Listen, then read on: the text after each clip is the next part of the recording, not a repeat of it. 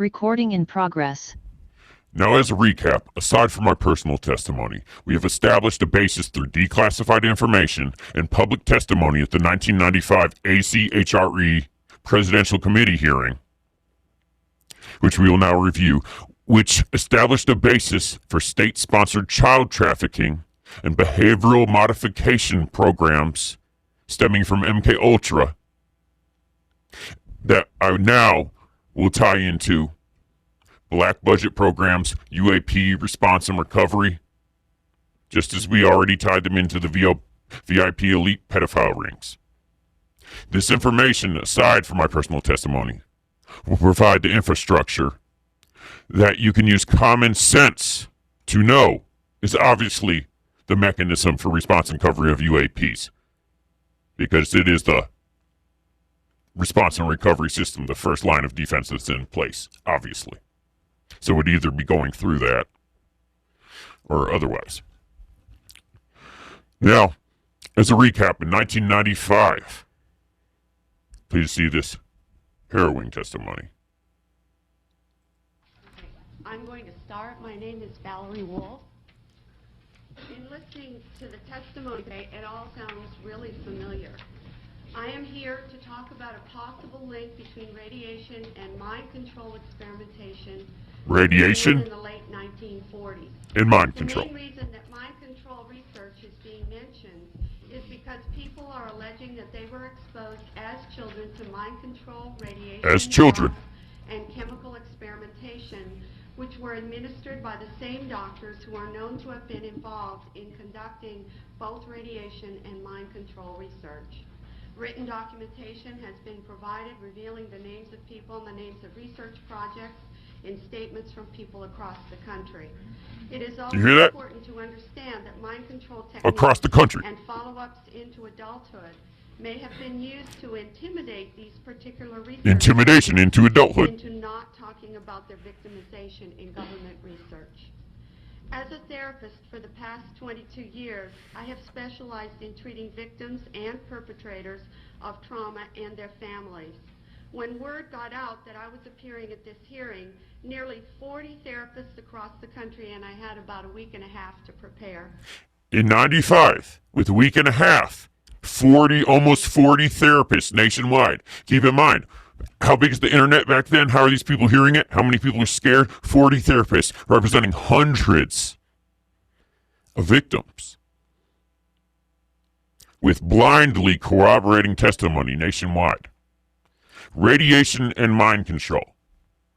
Why? Because to keep these very serious UAP programs secret, we needed to, one, have children that's body was more resilient to radiation, because that was coming into play with a lot of this technology we were running into that had developed and otherwise ran into for whatever fucking reason. Two, mind control, because of these black budget and UAP programs, personnel and their families are required to undergo behavior modification and often memory dissolution techniques, programs, protocols, whatever the fuck you want to call it. Do you understand? That's how this has fucking kept a lid, had a lid kept on it. We've already went through declassified information, shown plenty, linking this all together from Paperclip to MKUltra onto Iran-Contra that started the crack epidemic, and Pegasus, which was already political assassinations, blackmail, bribery. We linked up Epstein using State Department and counterinsurgency tail numbers for his own vehicles that were linked to DynCorp and Centurion Aviation LLC and human trafficking in Haiti, Yugoslavia, Balkan states, and more. Do you see how this is fitting together? There was a behavioral modification program that required children. All the research. We've already established this. It's public record. And it would make sleeper agents that have been sprinkled throughout society and the world in varying positions, low level, high level, so on and so forth. Certain people get more training, such as myself, which go into specified programs. And we went into how, when I found out I was in the program, I went rogue. I had actually went rogue over some bullshit before then, to be fair, but escaped with evidence, even though I woke up at the trauma unit, then was shutting down all my illegal operations. Because to be a real good undercover officer, you really have to be in it to win it, and I was. And then eventually that's how I got read in and elevated to these programs. And when I got elevated to these programs, I was not aware they had brainwashed me as a child. And then obviously it went all bad.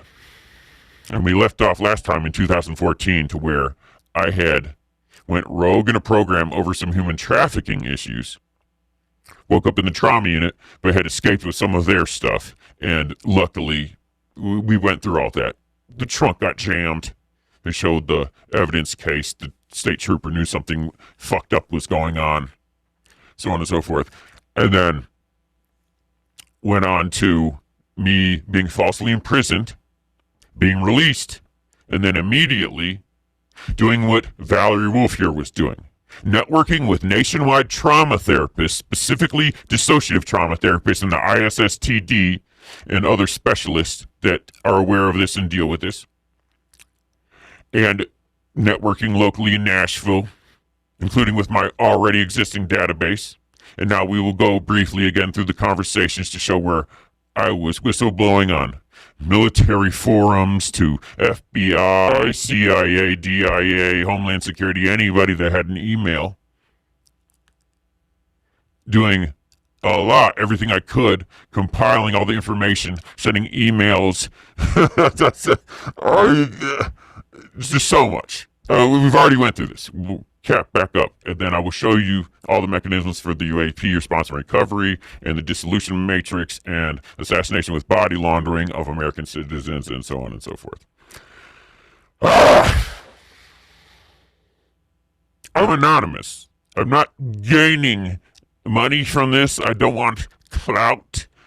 I've got some shit already from military bros online that obviously haven't reviewed anything and wouldn't have the balls to, and wouldn't be able to do anything, and would be an inconvenient truth. So maybe that's where actual cognitive dissonance comes into play. But I don't like hearing bullshit from bitch-ass, weak-ass little boys of men about how this is fake, when I've watched people tortured to death, when I've been tortured, when I've lost everything, and I know that that's nothing in the big picture of the children that are suffering every day.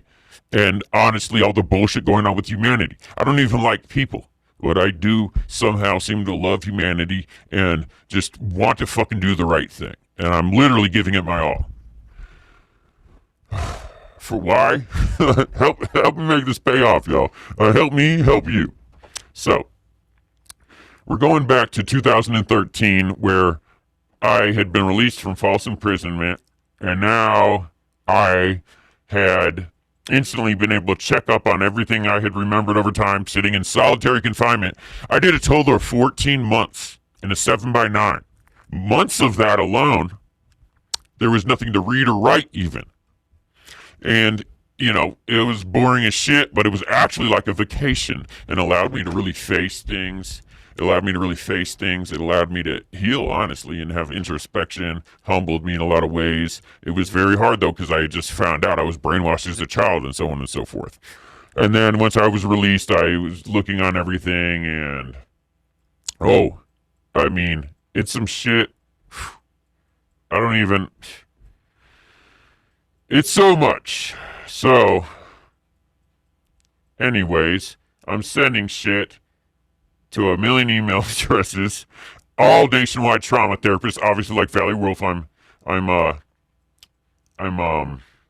networking, and you have to understand too, because you're about to see here in a few years forward where I write the article, I still hadn't been through where I realized what electromagnetic cranial stimulation, which I had showed a sample of previously through Dr. Persinger, had put me through. But I'm linking up with everybody in Nashville, saying, hey, I'm aware of these programs, you're aware of these programs. If you have some people, if you want to anonymously give the perpetrator names and locations, I don't need anything else. And we're seeing if the same places or people get named a bunch of times and then following up. And this allowed a lot of networking. And believe me, we were able to quickly determine a lot. It's amazing when someone's actually trying to do something and is getting information, what they're able to do. Because I was able to put several cases together rapidly.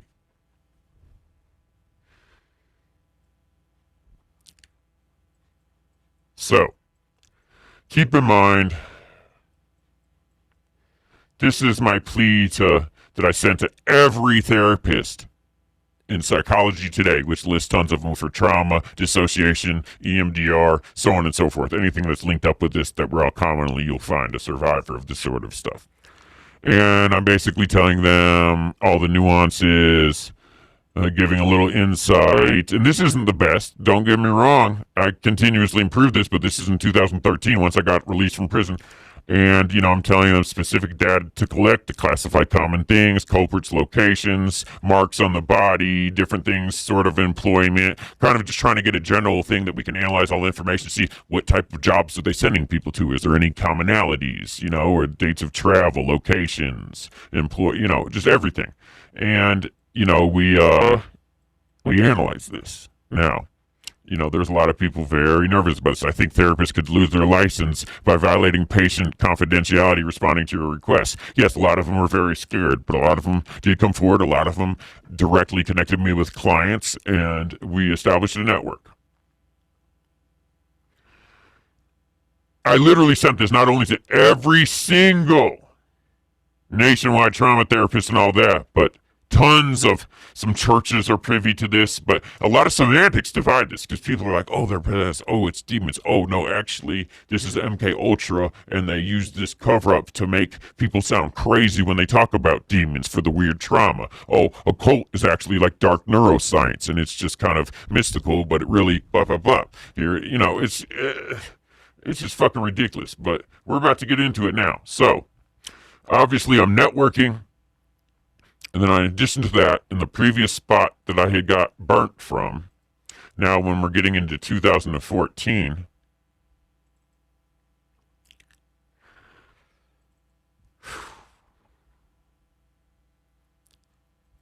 what happens is in 2014,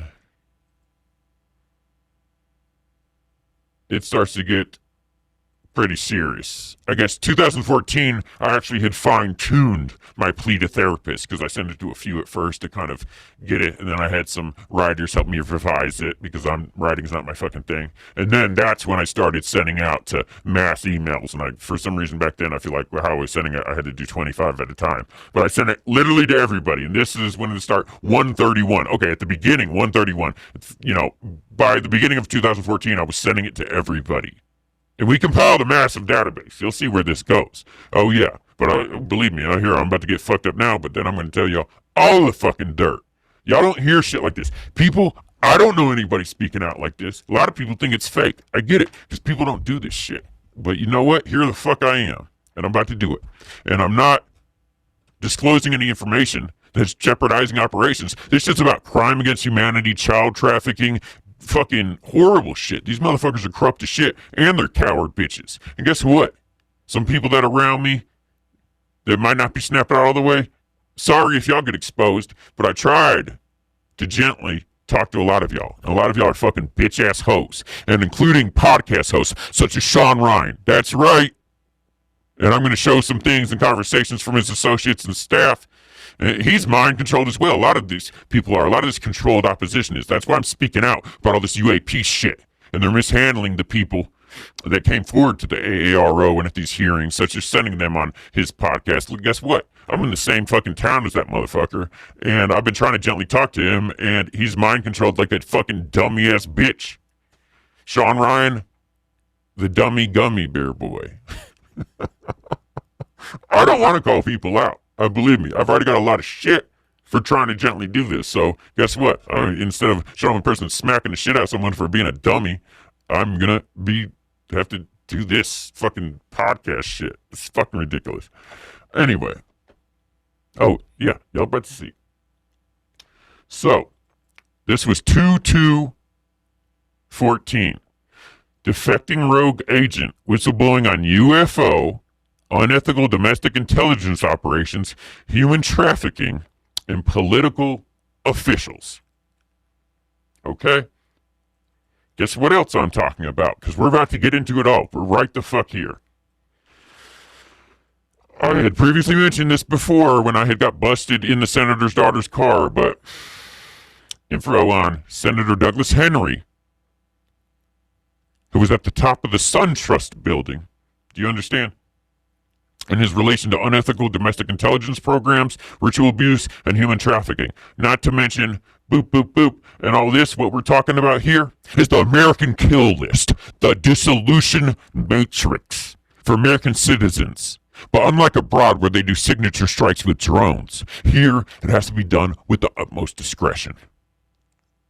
And for that, who did I need? Someone raised by morticians. Someone that has studied forensic cadaver analysis. A body launderer. Do you understand? And now I'm tying this together for you. Because yes, I'm talking about how we have blackmail against Douglas Henry, the piece of shit. And to Douglas Henry's daughter and granddaughter, I'm sorry, y'all. But at the same time, one, I did try to talk to you.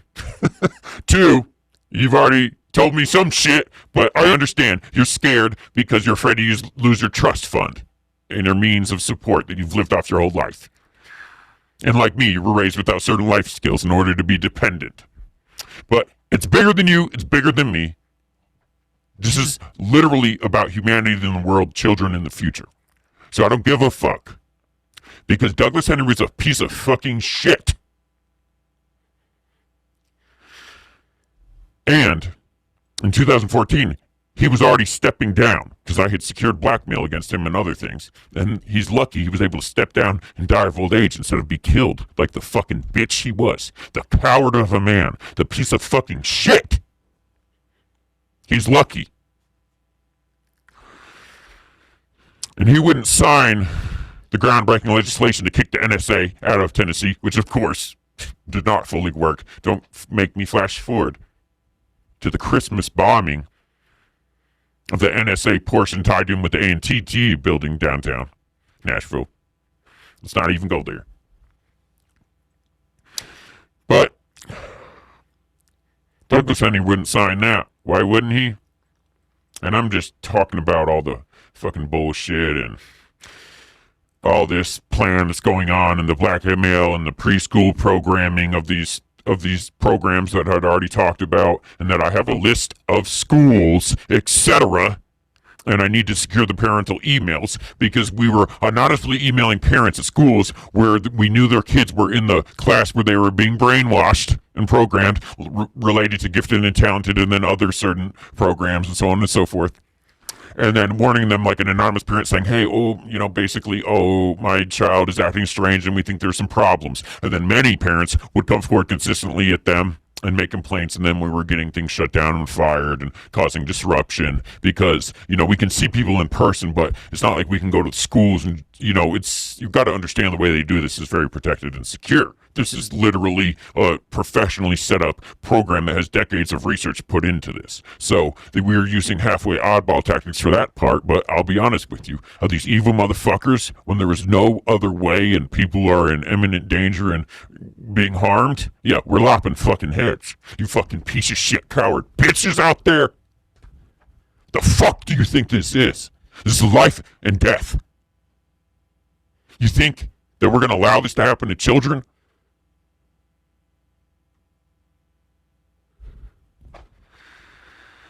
So, and we'll make a separate thing about ACE National President Michael Lasello, who was also on school boards, was a police officer, is founder, chairman, CEO, etc. of several organizations dealing with adult clubs, adult entertainment, nightclubs, things like that, and started a program, ACE National Association of Club Executives, that ties in with Homeland Security to make COAST, which is Club Operators Against Trafficking, but really they are controlling trafficking and utilizing mind control programs and basically leaving a clean appearance in a mafia-style program.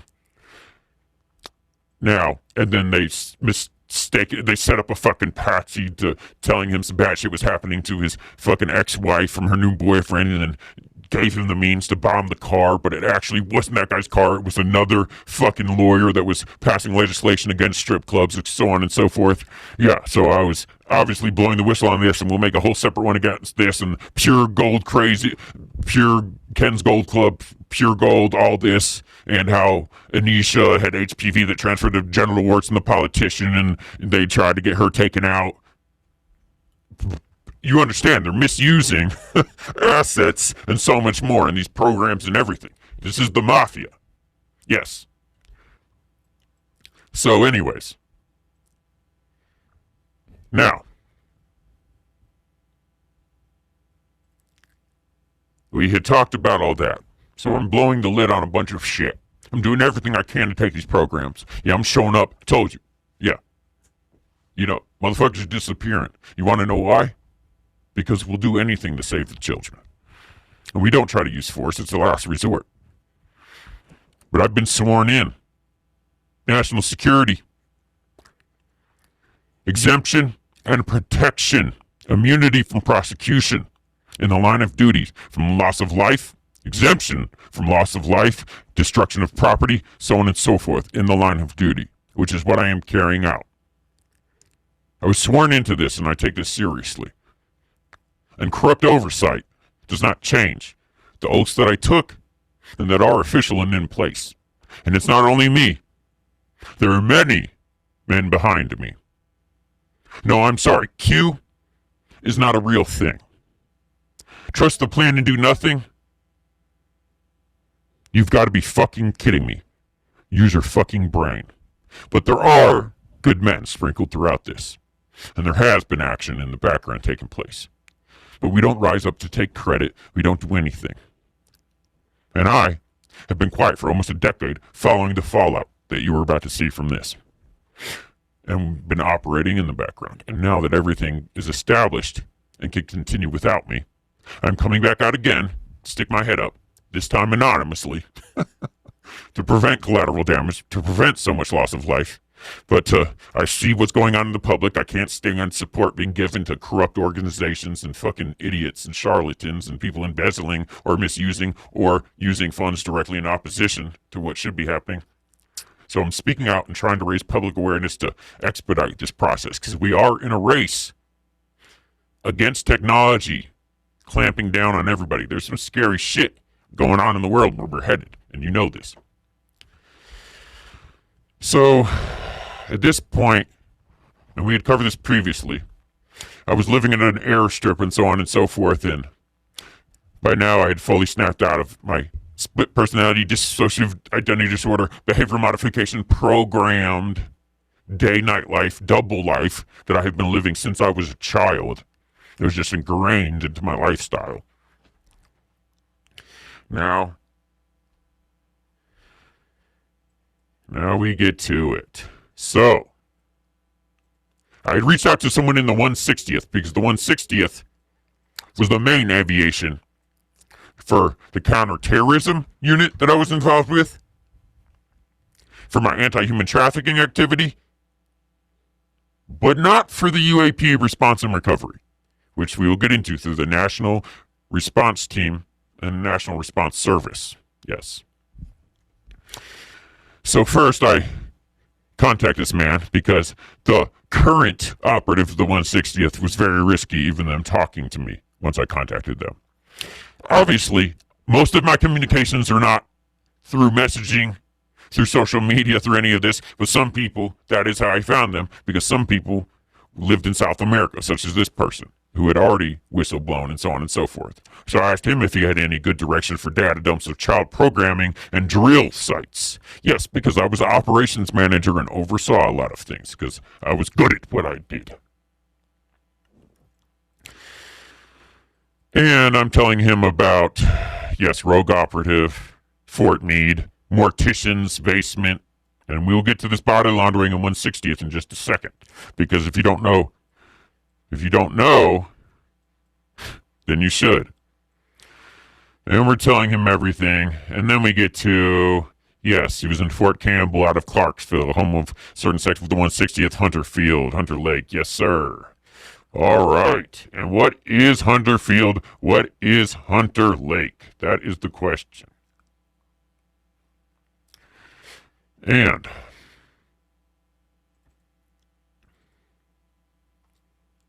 Hunter Field and Hunter Lake, as we went through before, was where I was living with my wolves and other things, and was a private airstrip that was set up in Pegasus, which was linked to the U.S.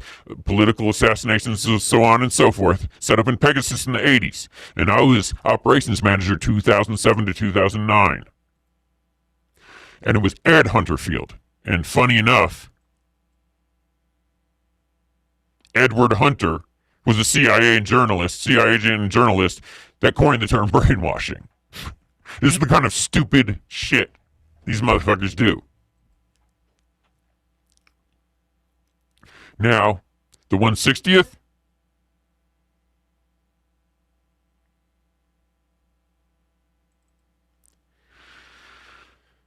In 95, remember when the ACHRE blew? Because they knew where these kids were being used for? There were some articles that dropped.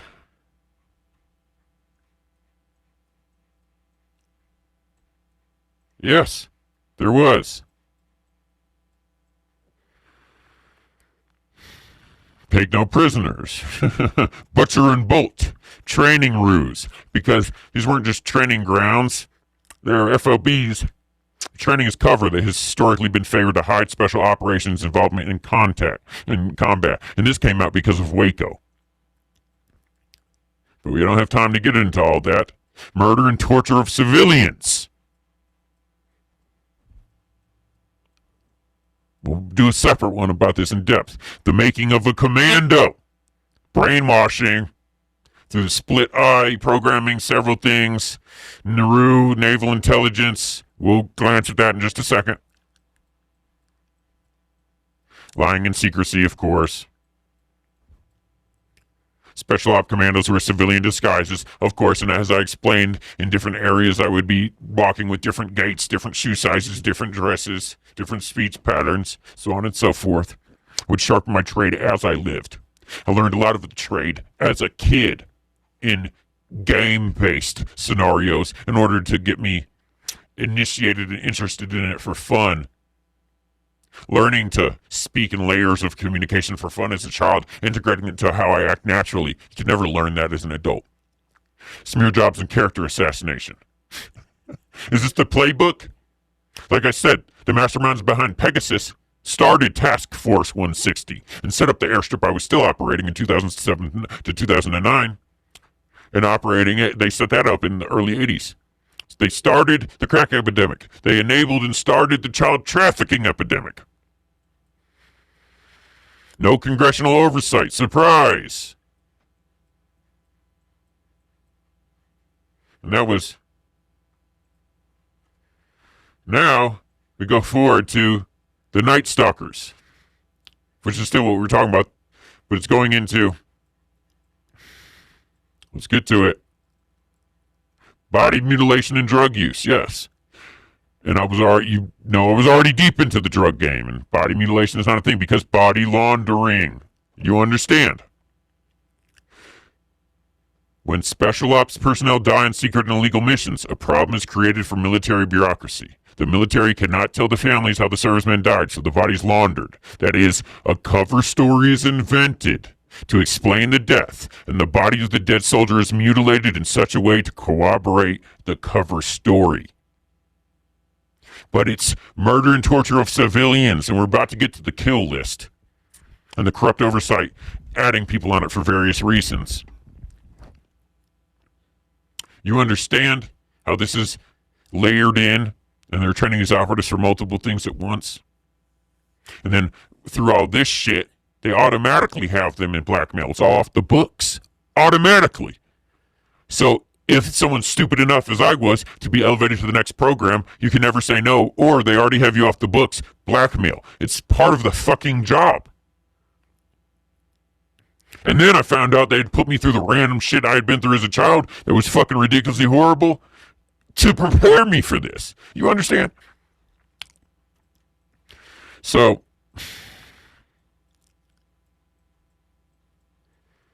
I mean, and these are public right here, but, if I'm on one of these missions that's deep black, you can safely bet few, if any, in Congress, maybe not even the Secretary of Defense, knows what the hell I'm doing. And if I get killed and my body's fortunate enough to be recovered, you can bet I'll turn up dead in a car wreck. Car wreck. Remember my shit. Or somewhere in Munich or Berlin.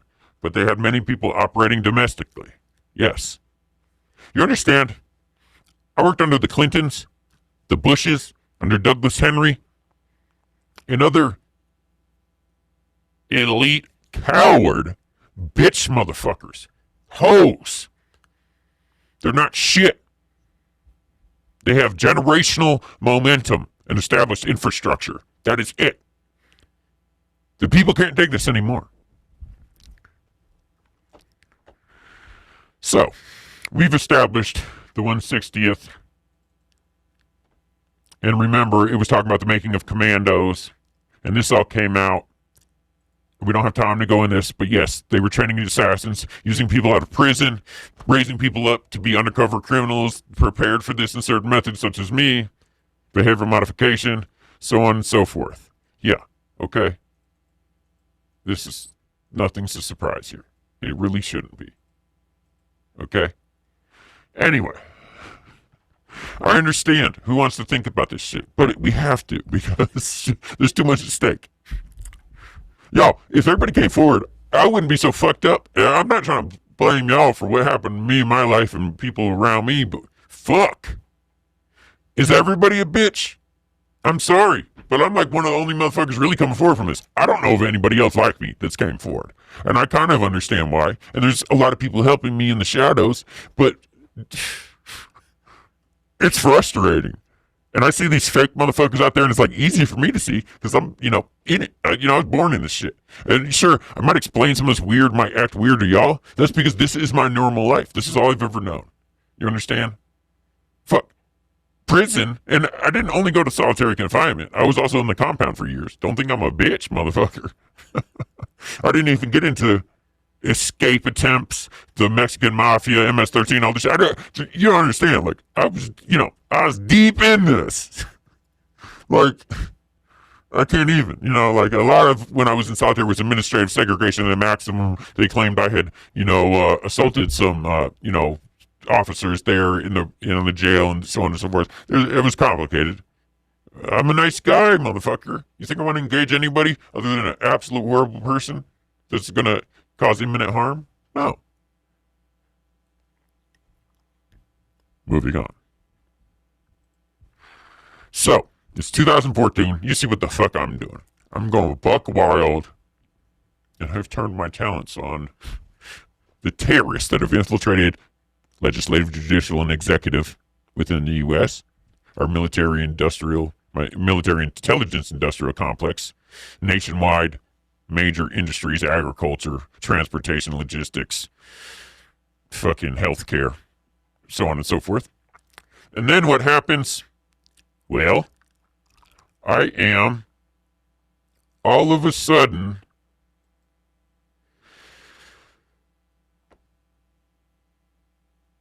raided at my home by DEA, so on and so forth. And I was living where I was living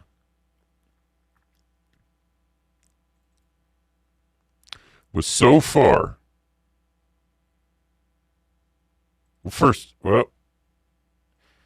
Actually, I better not show that. Where I was living was so far in between mountains that literally there was no service. They don't know the addresses. There was one line of electricity that was split between these houses. There was one, and then there was 3 trailers in a circle there, and I had all 4 of them. So there's one right there where it started, and then 3 in a circle that you can't see. I had all 4 of them. I was buying this land, rent to own, off the books. Now these cars, what you're about to see to the right here, was a Special Forces aviation unit that also was flying illegal missions to Haiti. Hi, Jim. He was also he was also the president of a motorcycle gang. Sorry, bro. You know it's a stake, motherfucker. And you know how much of a G I am. I appreciate your little help, but you couldn't face shit. And in my book, you're a little bit of a hoe. I hope you've got some balls since then. Now, on the left here lived a prominent doctor. We'll go into him later. He's a real piece of shit. This was Helen, former president of the Moose Lodge. And I was buying her land because she hated the doctor and loved me. And I had moved there. And I was buying the 17.75 acres and those 4 trailers. That's right. And we already passed one narrow bridge. And this is 0.7 to 0.9. I'm not 100% sure. I can't remember. But 0.7 or 0.9 miles of a drive.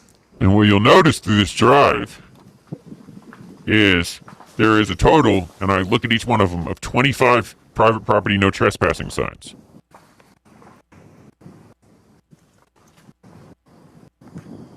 Now, there is a spot where someone can pass right there, way up, but also a lot of this is completely, as you see right there, it's a drop off to the right. That's a creek.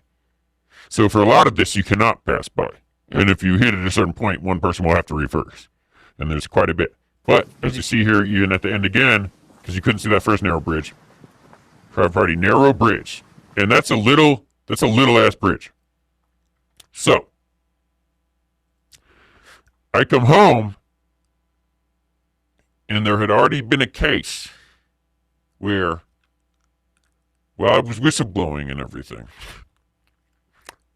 I woke up in the middle of the night, and I was on the phone. Yeah, you're about to see I'm talking about it to people in the email. But little did I know, the government's got some fucked up technology, and it fucked me up as a kid. I was on the phone in the middle of the night. And what these people were trying to do, literally, was signal me to kill myself. But I didn't have, and they didn't know, because we went through this before, but in this program, people like me are programmed to kill themselves in certain situations. It's super fucked. But my grandfather saw all that coming and didn't install that when I was young. And my grandfather was killed also by these people, and me, unfortunately, because they had brainwashed me and convinced me to see my grandfather as an abuser. And we went over this in depth. And if you doubt this for a second, fuck you, I'm done talking about it. Now, anyways, so, but these people that are just calling and making these commands, you got to understand, like, they don't know the full history. This is so compartmentalized. And, you know, my fellows are long gone, buddy. I mean, y'all don't even want to know. So, so anyways, that didn't work, but it tipped me off to, oh shit. Now, fucking, I say I didn't get service, but like right at my house at the tip top, where that top trailer was, it got a little service. But that whole area there in between, like literally there's no service. But anyways, so I had tons of phones and this and that, and like had done things so they wouldn't be able to get my number. You know, had I called them, whatever the fuck, they knew where I was at that point. Now, like last time when I immediately started shutting places down, I was taking certain steps here. And I haven't showed you yet the Dissolution Matrix and the National Response Team, but that's coming up.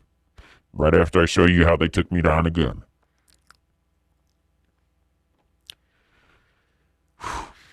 So,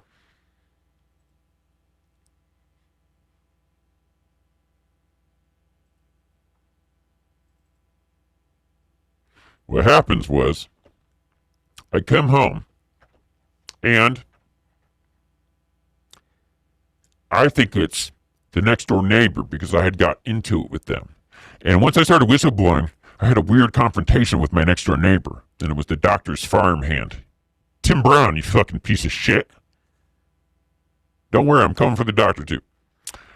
Now, he asked me if I had a gun. Under the pretense of trying to find out because of animals on my land. But I thought it was him and his farmhands because they had been building a new fence and they had been kind of on my property, and I'd already talked with them sternly because I don't fucking play around. So anyways, I hop out, literally ready to get in a fist fight with farmhands and all the workers. And it's the DEA and Metro Vice and so on and so forth. And I'm arrested. Felony drug case, manufacturing marijuana. Yes. I stayed in places either off the books or not in my name. Very discreet. Very strict protocol to make sure no one's following me the way there. Never carrying different phones together at the same time, leaving phones in town at different places to use them just for one phone call and then replacing it with another one that I keep in a different spot, not ever cross-referencing on the same location, no geolocation cross-referencing, anything like that. I'm following a sterile protocol. No cross-contamination of anything. I'm absolutely an expert. I'm a professional. You guys can't even fathom being trained to do all this since you're a child. It's no offense. I'm not here to boost up my fucking ego, believe me. If anything, you've heard how I've been degraded and fooled and tricked my whole life. And honestly failed so far, although I feel like this will be successful. So anyways, this is talking about... We'll show this just after. Well, actually, no. Okay, we'll show this first. So this is from the public defender, because guess what? I had just built up, finally got some places, all this. I'm spending all my money on operations, which is tens of thousands of dollars. I'm not making quite hundreds of thousands again yet at this point, because I had to rebuild from nothing, getting out of prison. And so what he writes is, they have different complaints, and then there's a co-defendant that may be cooperating with police. You'll hear about this. But there's a discrepancy already with the warrant numbers, and he wants to make sure Metro isn't doing something weird and keeping separate reports. And then there's 3 warrants. See, there was some weird shit going on already. And then a ton of officers ended up getting called out here. You sure y'all can read that? And the DEA have also been there. May have also been there. Or they were, obviously. Williamson County Police were also involved. Court police records from Williamson County pending charges. He goes to court, blah, blah, blah. Sorry, I can't show you too much. Don't start trying to look up this shit. If this goes viral, then at least the word got out enough, and I'm sure I'll end up getting exposed for this. Well, y'all gotta understand. Not that there's anybody around me now, but motherfuckers have got fucked up over this. And it doesn't take verifying my personal story to understand that this is true. And if people that thought I made up all these screenshots and documents, what the fuck? Do you know how long I want to talk? I can't even. I mean, it's possible, sure. But what the fuck? Listen to the common sense here, especially when I show you the National Response Team. Now, property records, CL, client, I guess I don't even know what that's supposed to say, but says he was renting the trailers from some 80-year-old lady. According to the warrant, the co-defendant gave consent to search his property. But the main guy thinks the police knew the co-defendant lived in Fairview and that the trailers weren't his property. The trailer in question is this address, but I think the guy was renting several other trailers as well. Yes, I was renting to own those 4 trailers, and they only searched 1. They rolled up with an associate that I did know, saying that he snitched, but only raided 1 house instead of 4? How does that make sense? It doesn't sound like him snitching. What I was advised was that they had stuck a satellite tracker on his car, and they showed him it, and then drove him there, and then opened the door. They said on the report that he gave permission, right? But he said he gave permission, okay? The co-defendant gave consent to search the property. And now here it is. This subject's detectives were given consent to search the property by this subject's co-defendant. The subject arrived at the property as the search ended. Yes, because I had found notification that someone is, on my property because I do have alarms and shit. And this was my affidavit. The subject gave consent. No, this was my co-defendant. Sorry, this was my co-defendant's affidavit. The subject was part of a narcotics investigation. The subject gave consent to search the property. That's what they say. So, here's the thing. Was the lease to it. That's right. Helen Rose and Carol Eddy. Carol Eddy of the Paul Bureau. That's right. Sorry, Virgil. You too. Motherfucker, you don't think... What do y'all think? Y'all are some real hoes for letting this shit go down. You fucking bitch-ass motherfuckers. Jim, Virgil. And y'all knew John's ass was fucked up. The fuck? I'm glad I got him out of there. I don't know what the fuck he was doing with his child. His house is fucked up. That dude. Y'all are some fucking ridiculous bitch motherfuckers. Bitch made. Anyways, so the lease said clearly one leasee. Alright? This guy didn't own this house. This guy didn't own this fucking house. So, anyways, whatever. What happened at this same time? Yeah, shit hits the fan. I found out that the time I got sent to prison when I wasn't supposed to, they had some false charges on my record. It wasn't marijuana they had my record. It was methamphetamine, which was I was never charged with or anything. Y'all saw the charges in prior things. And then, also, yes, I have social security numbers. Now, have you heard of OSS 117? That's an old thing. Then also, my father's racing numbers, 711, 117. On paperwork, it looks very the same, 1s and 7s. Okay? Now, they gave me, I had 3 social security numbers attached to my thing. We go into that, you'll see some emails where I'm talking about, obviously can only show so much. And, you know, I have a few aliases on there as well, of course.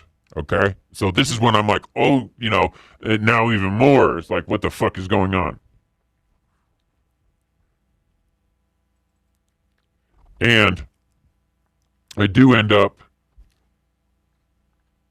then getting a corrected record at the TBI and also recommended to sue for this happening because I had false charges on my record, and that's literally why I spent years in prison. But you got to understand, I got sent to prison, sent to maximum security, all this shit, never once got a hearing, anything, couldn't get any paperwork, anything, and the system's fucked up once you get in it. And then also, like, I had assignments, and I was also trying not to get killed and all this, so, like, I had bigger fucking things to worry about, and I was just like, once you're in the system, you're in the system, trust me. It's ridiculous. It's really scary. It's horrible. So, anyways, now going back real quick to the conversations in 2014, picking up right before I got busted, you know, I have doctors sharing and this and that, because I'd also reached out to a lot of neurosurgeons that I knew were involved, and, you know, I had a bunch of people, and then, you know, I was like, you know, talking to my guy, catching me on the news, yeah, you know what I'm saying, FYI, the phone's tapped, this is bullshit, I'm inclined to believe it has to work I was being forced to do under the CIA, NSC. You know, I don't believe I ever mentioned I was an intelligence operative because nobody else was doing business with it. And the only reason this guy's hollering at me is because he got busted too. Everybody else, you understand, we would never be using messages. So I'm just telling him, yo, I bonded out, blah, blah, blah, blah. Okay, this is 6/17/2014. After I've been busted, I do get bonded out this time. And this is Davidson County. Now, I woke up very injured. Yes, that's right. This is when I actually woke up on the phone, and I woke up injured. And the worst stuff was going on while I attempted to combat human trafficking and ritual abuse at the highest level, at the highest political levels. All right?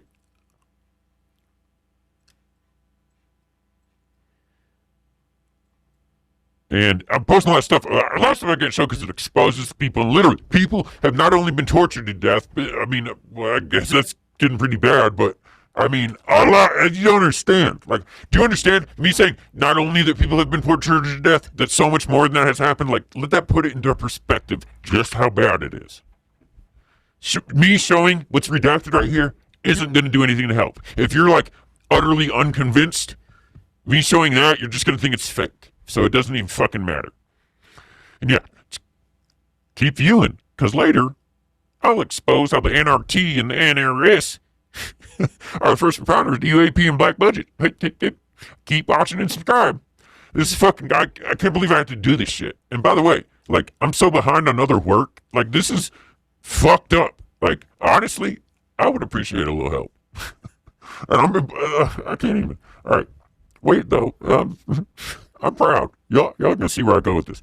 Anyway, so, I'm writing this shit. Okay, there's about to be an expose on gifted and talented education, all the way to the National Defense Education Act that was launched after Sputnik with Russia in the Cold War, and then had John C. Flanagan, and John C. Gowan as basically the forefathers of National Defense Education Act and Project Talent. And, they're previously into positive disintegration, dissociation, force development is what it was called. All that psychic development and shit that sees if they're susceptible also to the electromagnetic cranial programming helmet and everything that we showed earlier. All public knowledge declassified. And then the other one was designed the critical investigation or critical incident technique, which basically completely creates a perimeter around a system to like keep everything in house. A lot of the basic principles that are applied in churches and shit to keep all the abuse things in house and shit like that, but also in the military and other things. And then also he was in charge of selecting combat fighter pilots, right, out of personnel. So like this is what went into the school programs, that back this, and obviously STEM goes into the NSA and blah blah blah. Stargate project, it's all linked.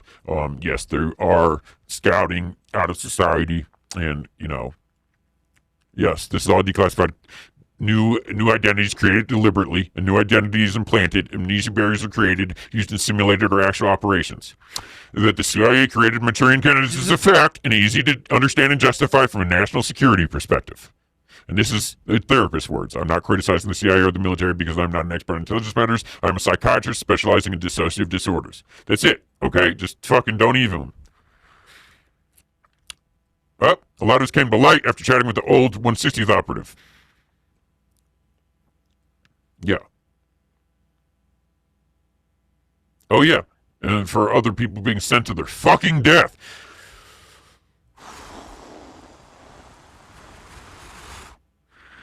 Yes, politicians, terrorists that pose as politicians, even rigging the elections. Yes, the big ones. And if you're not familiar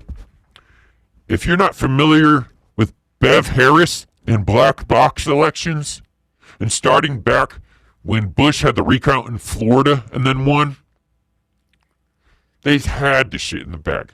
Look, politicians are like loose change. They're in the fucking pocket. Sometimes you gotta fucking toss them out. Politicians are weak-ass bitches, most of them. And let me tell you,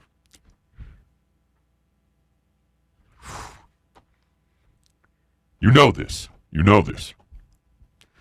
Do you think any one of these politicians that has a family is willing to sacrifice their whole family?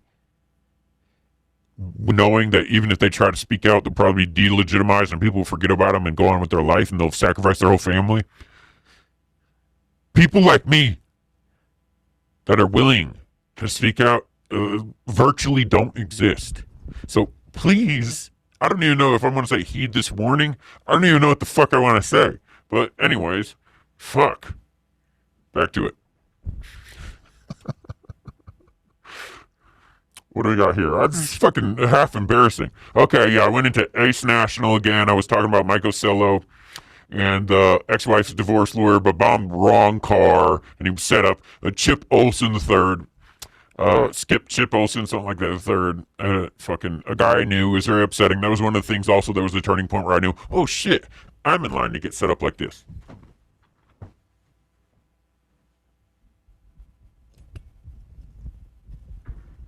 Fucking thing. Alright. Anyway. Oh yeah. Okay. Woohoo! Keep in mind. Okay. Now we're talking about the NSC and the NRT. So here's where we're getting to it. And now we're about to literally get to, unfortunately, the murder of American citizens and the response and recovery of UAPs.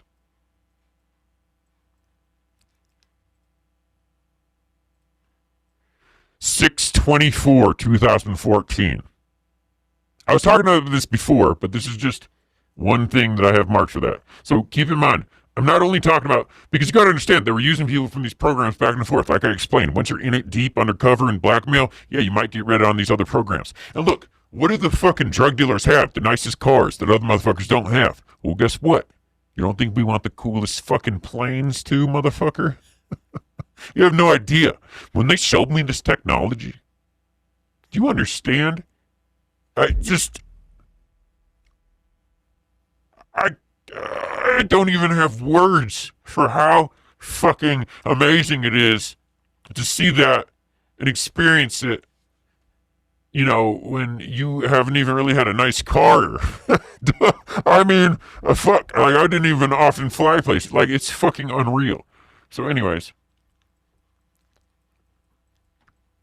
Holy shit.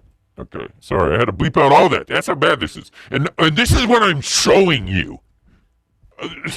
To put this into perspective. But I also can't compromise investigations. And I know this is almost 10 years old, but trust, that's how bad it is. Some of this takes a while to sort out.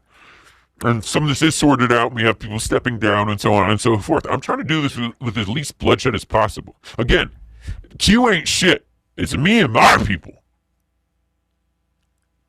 Fuck. Can I get some support? I understand we haven't been public, to be fair. But I tried to go public before, right now. I should note that due to my involvement in domestic intelligence operations, I was routed under the NSC through SRA International and other people too. And that's not SRA International anymore. And at some point was on NRT, the National Response Team, which actually does some good to protect our water, but they also put back doors. Oh, God, I can't be talking about this. Earl Swensson designed a lot of things with Vanderbilt Hospital and other things in the Gulch and the Batman building. Oh, my God, that's right. We don't need to worry about that. No. I'm going to be up tonight, just waiting, even though I do have people around me. Okay, this is just, I'm going into the dude bombing shit, okay? I mean, I'm telling it all. And a lot of what I had bleeped out on this was the UAP shit. I actually wasn't going to tell all of this. But I want you to know that the people that are supposed to be looking in it are fucked. Okay, yep, Milton Skip Olson III. Yep. In 2008. See, this is because this was right before the shit hit the fan with me. And you want to know why? Because I fucking realized what kind of position I was in. You understand? And I was like, fuck it. I went to balls to walls against these assholes. Yo, it's bad. And then, yes, blah, blah, blah, blah, blah. See, 19-year-old girl who was murdered for spreading genital warts to some officials. She carried HPV. This transmitted to genital warts in males. Yo, I'm literally not embellishing anything. I'm literally holding back a lot.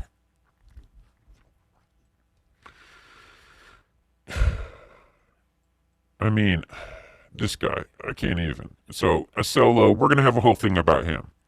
Dude, he's a piece of shit. Yeah, I went to the Jewish Community Center, Coach John Connolly. A lot of you in various intelligence, a lot of you at Fort Campbell, a lot of you, especially in the 160th, will know Coach John Connolly, who is now passed.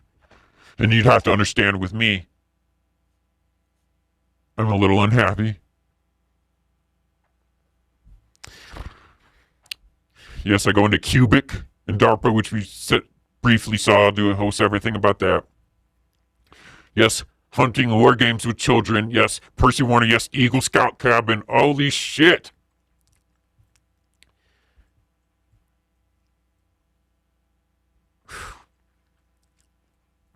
Coast. Look, I was laying this out, and this is just one thing. Like, obviously, and I had, and yes, I had literally had evidence on these motherfuckers that I'm posting everywhere. I might come back and show this. Alright. So, now I'm talking to other people. Any of your contacts to FBI background have reported my social security numbers. Remember I showed you guys? I'm going to post them here just in case, because at this point it doesn't really matter. It didn't. I was in deep shit. Said all three are too. Boom. The first one is the only one I used. The other two used by Gray, my agent personality, etc., etc. I said I'm experiencing extreme difficulties, including fabricated meth charges actually on my criminal record. I hate meth. I mean, honestly, I didn't even know meth then. But, of course, I hate it. That is, it's just the tip of the iceberg, nothing to compare to the trafficking of humans. I am one of the frontline players against... Boom, sent me documents. I have my hands full with 3 FBI investigations, but happy to help. I need a criminal report too.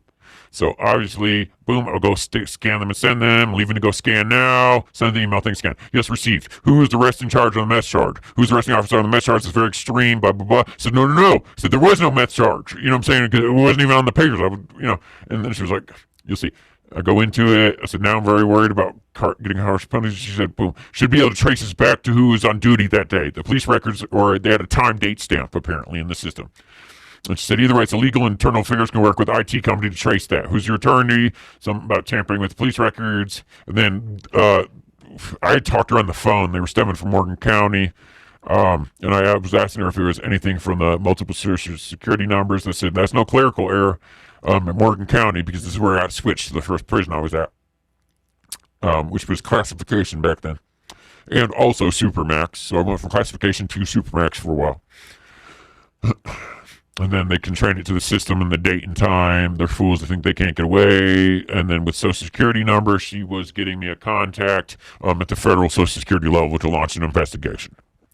I'm not a bitch. See, other people can't articulate problems and they back up and they get scared. No, bro, I'm going balls to the wall. You have to kill me. You'll have to kill me. You bitch-ass coward motherfuckers would have to kill me. And you know you could never. And you've tried many times. Fuck you. You're lucky I have a good heart and want to help people versus get vengeance. And I'm talking to a lot of people that are already no longer with us. So the rest of you motherfuckers, hand over the fucking keys.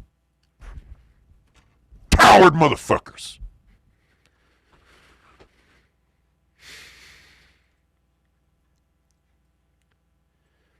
And other people. This isn't all to the same person. Obviously, I can't expose this shit. And again, I'm talking to hella people, including random people in government. But I'll be honest, in the government, it was the most taken over and it was the most going nowhere. It's fucked. Yes, I have loads of info about corrupt human trafficking ring and the implementation of unethical domestic intelligence programs on kids, which involve molestation by politicians, again, to get underlying access to the sleeper agents because they have to instill the trauma to have the direct connection with them as young and instill Stockholm syndrome, just like training a dog later in life, then they will be recognized, etc. and so forth. It's literally a trauma bond. That's the link. And then I'm going to the Jewish Community Center Moose Lodge because, again, she was the president of the Moose Lodge, which is infiltrated and provides a lot of funds for special forces. I didn't even get into the royal jesters yet, which I mentioned briefly, but the lawyer and the royal jesters, I'm about to mention big time about this shit. And then I'm talking about investigating West Point Church for their daycare program because after I got the senator's daughters fired from Nashville Christian with excessive complaints, because I told you all I could do was the email thing. Then the program moved to West Point Church, which was just right next door.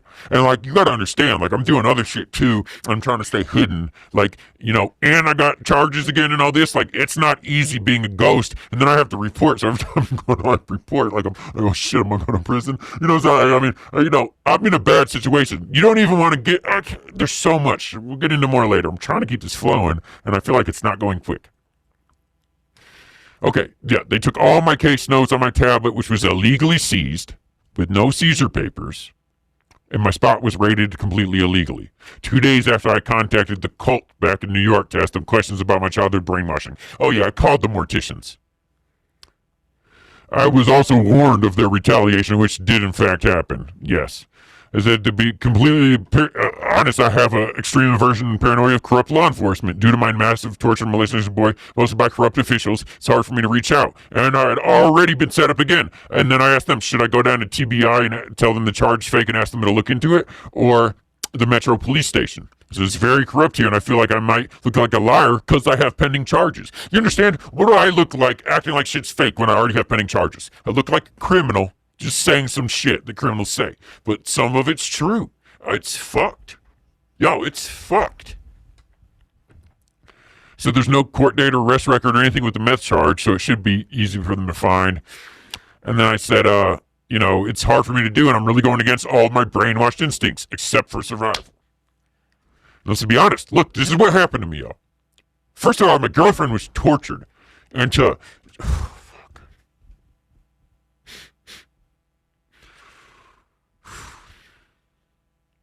she ended up going to the ER with encephalitis and all sorts of shit and wasn't the same. And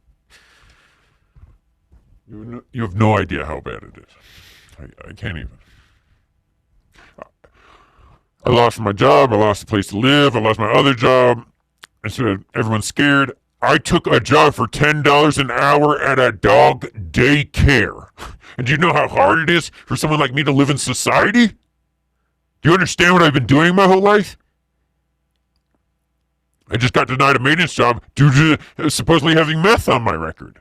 I guess that's how I found. I don't know. I found out when I got busted, I guess.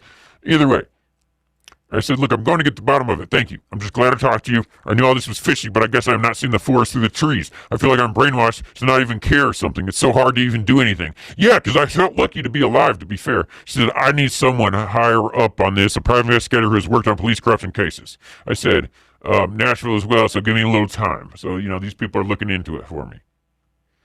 And then, boom, got my criminal record fixed. Awesome, what happened? How did it get there in the first place? TBI fixed it, went down to social security number of 3 security numbers, blah, blah, blah, blah, blah. They tricked me into signing plea bargain saying it would be released. By the time served disappeared, then no parole hearings. I was stuck in prison for 2 years. I'd already served over 7 months at that point. Maybe it was 11 months. And then, my family was there when I signed, and the judge said he is free to go when his paperwork comes back. 2 years later, my sentence had expired, so I had 2 years left. So, yeah, I think I did 2 years and 11 months out of a 3-year sentence, supposedly, and they had fucked it all up. I did 14 months in solitary and the rest in solitary / maximum security, administrative segregation, and 7 months in normal in the jail, and then 7 more months in maximum security, super maximum Oregon, whenever I got to prison. And then I went to the attorney center, which is like the meadow plant, no cameras when I got there. Like, I don't understand. All right. Anyways, I'm thanking her. Now what I'm going to do real quick is skip back here. Just to remind you, this is what I had got. I had got the new TBI record. I had one this was June 23rd and this was July 7th, and I had got it fixed. And I was talking to her that it got fixed July 8th. Oh, I talked to her the next day, right? Fair enough, because I was fucking happy as hell. So, I got my record fixed, and, then shit started to get a little more serious. Okay, I'm talking to someone as the director of a safe house. I couldn't do anything since we're in Pennsylvania. I was actually trying to link up here with, what's his name? He's passed now. Russ Dizdar. He was scared. He didn't want to fuck with me because he was worried it was going to cause too much trouble for him. And he's known for not really being a bitch, but I guess, I don't. Anyways, Tennessee Bureau of Investigation. This is 8/26/2014. I got a meeting with lawyers in 2 hours. I'm not being idle. Hopefully this leads to some skeletons going out of the closet. I'm talking about Delta. I'm talking about just trying to help someone else. JTF. I'm talking about how they came through my 0.7 mile driveway. Okay, maybe not 0.9. Complete with 2 narrow bridges and 25 no trespassing signs. Yes, with no search warrant, and they seized all the notes, research, including comprehensive lists of people, action, locations, dates I was putting together with fellow survivors. Don't worry, I'm not a fool. I had it backed up. But it was very hard to get to at that point because it was very risky. People were being killed, and the places I had it safe, I didn't want to jeopardize them. You understand? This is ridiculous, stereotypical spy games. It's stupid. I don't think it's cool. I don't think any of this shit. I'm fucking over it, believe me. Some of it was handwritten. Don't get me wrong, I lost some shit. But anyways, so here's what happens is, because I start talking about this, but it's hard to talk about this shit, and then I get I've been ordered for inpatient evaluation that can last a maximum of 30 days. This is what happens. Guess what they're doing? So now I'm headed to inpatient for 30 fucking days for trying to do the right thing. You ready? But look at me, I'm not a bitch. I said there have been a lot going on beforehand, and I have been warned and threatened by various operatives. Some seem to like my style. Some was scared, and some definitely hate my guts. And yes, I killed some. Because when you come out of a brainwashing program and you're trying to save children, and then they come out to you with malice, you defend yourself. And still, that isn't the line of duty of what I've been sworn in on. And what I was sworn in on was directly under the President of the United States and other entities. These people aren't above that.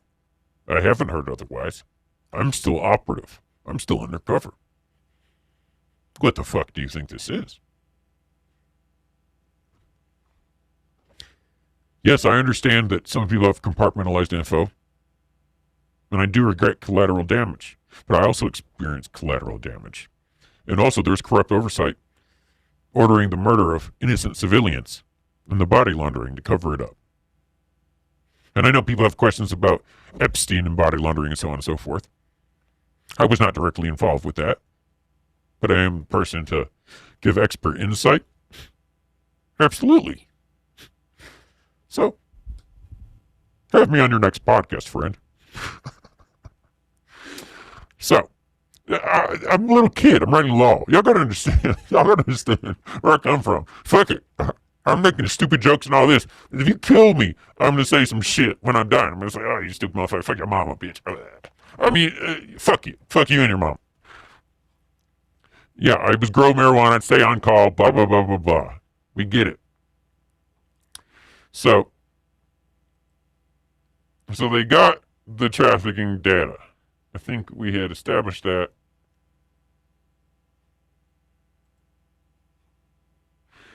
So, basically, what happens is,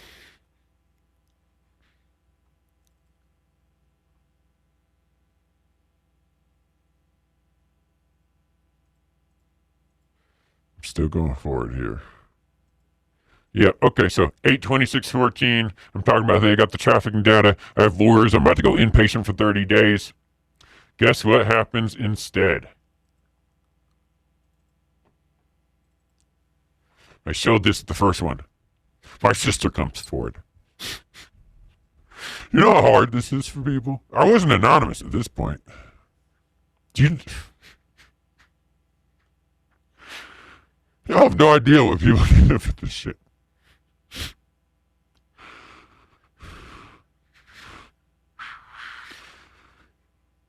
So my sister came forward with their testimony about the morticians that we were raised under. They were contracted by the CIA and other entities in order to condition us as children.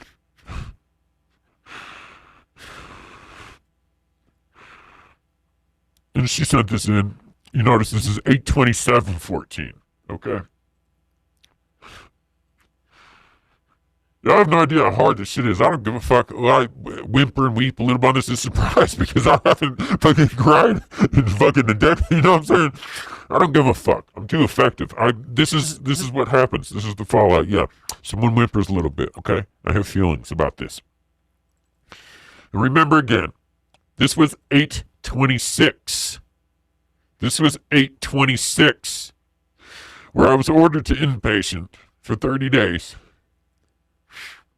After a mental evaluation, where I was trying to blow the whistle by the CIA and everything, I even showed them documents.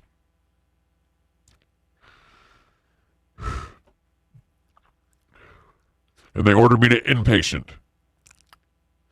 And then the next day, my sister got this notarized in support.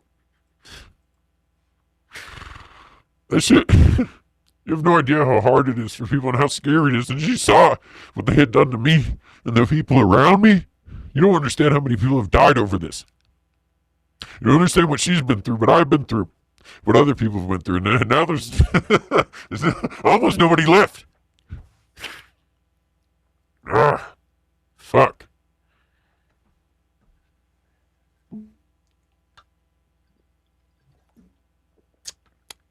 Quasi ist so platt. So, immediately, they offered me 6 months unsupervised probation, sweep it under the rug. I was facing 15 years, and I was about to have to go in for a mental evaluation in days. I took the deal. I can't say I didn't like taking the deal. I would have been able to sue him for illegal search and seizure, all this shit. But I was headed into the mental institution. And once I was in there, they could have drugged me with whatever and turned me into a zombie.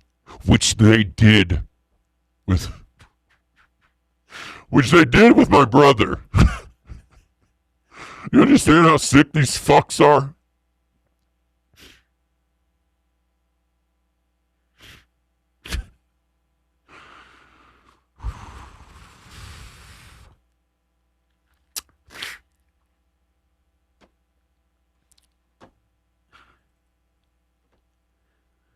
I have nothing to prove to fucking anybody.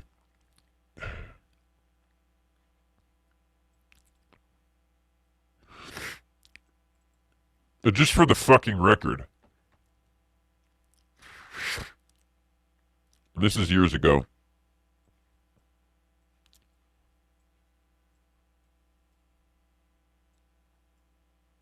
Yeah, I was born in a cult.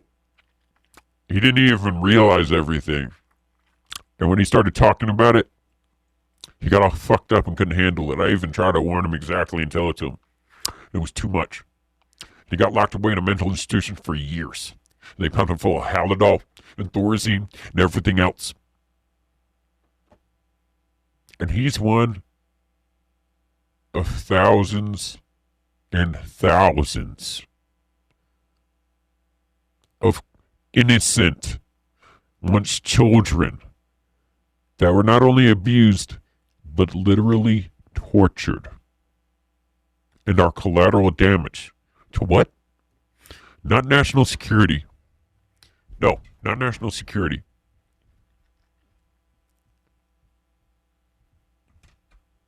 To bullshit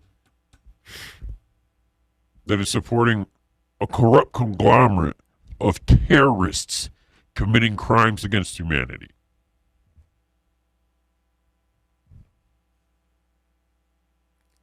I'm more deeply involved in this than anybody I've seen speak out to this level. In the hands-on work, the dirty aspect of it. No one can say anything otherwise. I've seen the different compartmentalized aspects of this, but I wasn't privy to or forced my way into and networked my way into. I've also left with extensive data.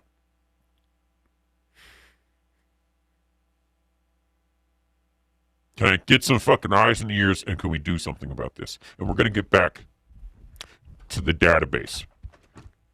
So, what happens after this? This is the second time that I've had major legal issues. And now I realize, because they had took someone that I knew, but didn't own a house or anything like that, said that they had their permission, seized all my shit, right? Like, I realized, okay, there is no legal protection. I was living, you saw the private drive in between the mountains, all this, completely off the grid. Well, no, okay, obviously not completely off the grid, but I mean, fuck. Next stop would be completely off the grid. Then I wouldn't be able to do shit if I was completely off the grid, you understand? So anyways, what do? Oh, I do go completely off the grid. For a little while. Till about 2016. And then I start trying to build up a legitimate basis once some things changed. In 2016, by this time,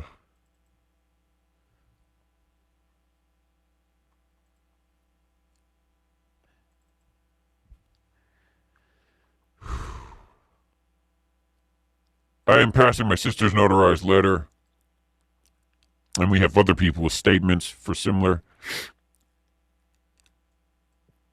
And we were networking again in 2016. I poked my head up. And again,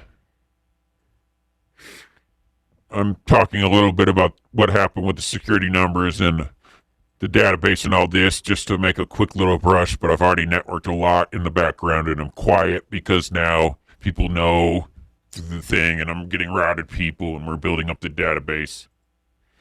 And you're about to see.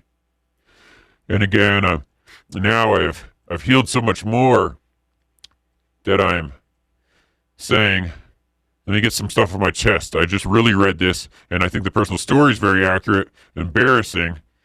I said, but talking about my integration fell apart horribly after I went to prison.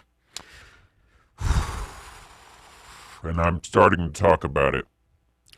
I said I had people visit me in IC Triana. I called my girlfriend and told her I was CIA in the middle of the night. I'm talking shit about killing someone. I'm tracing back to outbursts to delete personal information from various places. Not due to programming, but due to need for personal privacy and embarrassment of old writing. I said, so look what I sent to literally dozens and dozens of local therapists and more nationally. I said, wow, some of the info is good. Some was not understand yet. The idea for a cross-referential GBA database for information culprits location is great, but there's a lot more to it than that. First half is to appeal to the therapist. Second one is the personal story from my viewpoint back then. Here you go. I thought it might be interesting. It's like from 3 years ago, right when I got out of prison. Anyways, I continue on after this. Now this is where I contact my personal lawyer. This is May 10th, 2016. And I basically tell him everything. I show him the state of Illinois' Ritualized Abuse of a Child Act. And some of this did take place in Chicago, and just explaining to him the links of everything that we've went over in the first few and a basis for this and the national security. And ask him, what do I want to do? Anything criminal, civil that I can against the Page family.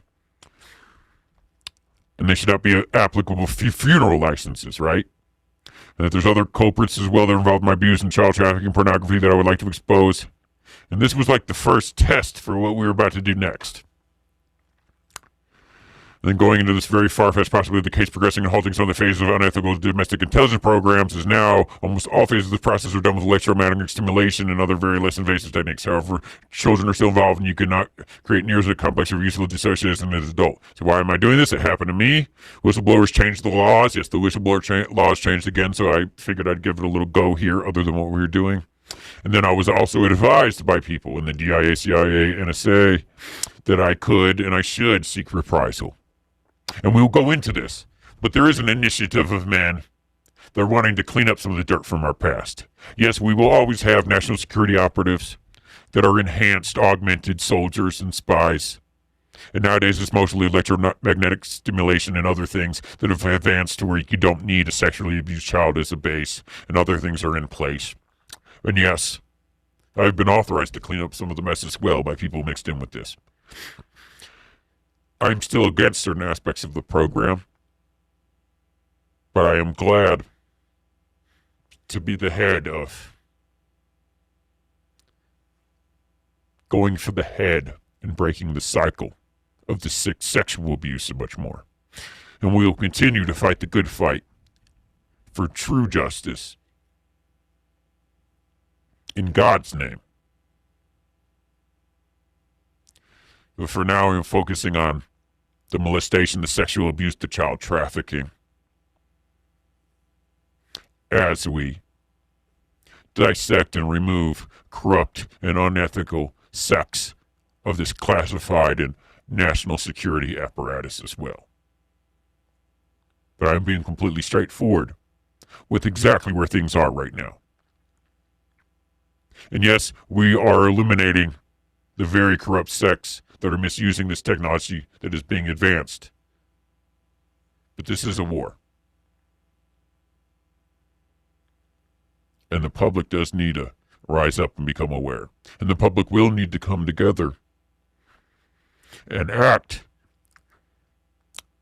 upon themselves as well to collect information among themselves and not trust these compromised institutions, and then rally together to support the right people and to seek justice and to break the taboo of coming forward with child sexual abuse. Because once one person comes forward and someone's named, so many people do. And there's so much that's being hidden. I can't fucking believe it. Look at the history of the religious organizations, the Boy Scouts, of the fucking everything. Like, it's so fucking bad. And it could have easily been stopped. It's upon all of us. We are not trusting anybody else or institutions. And we need to know to learn to recognize the signs and then address it. If something is wrong with our children, we have to pay attention. No one else is raising your children. You cannot trust them to raise your children.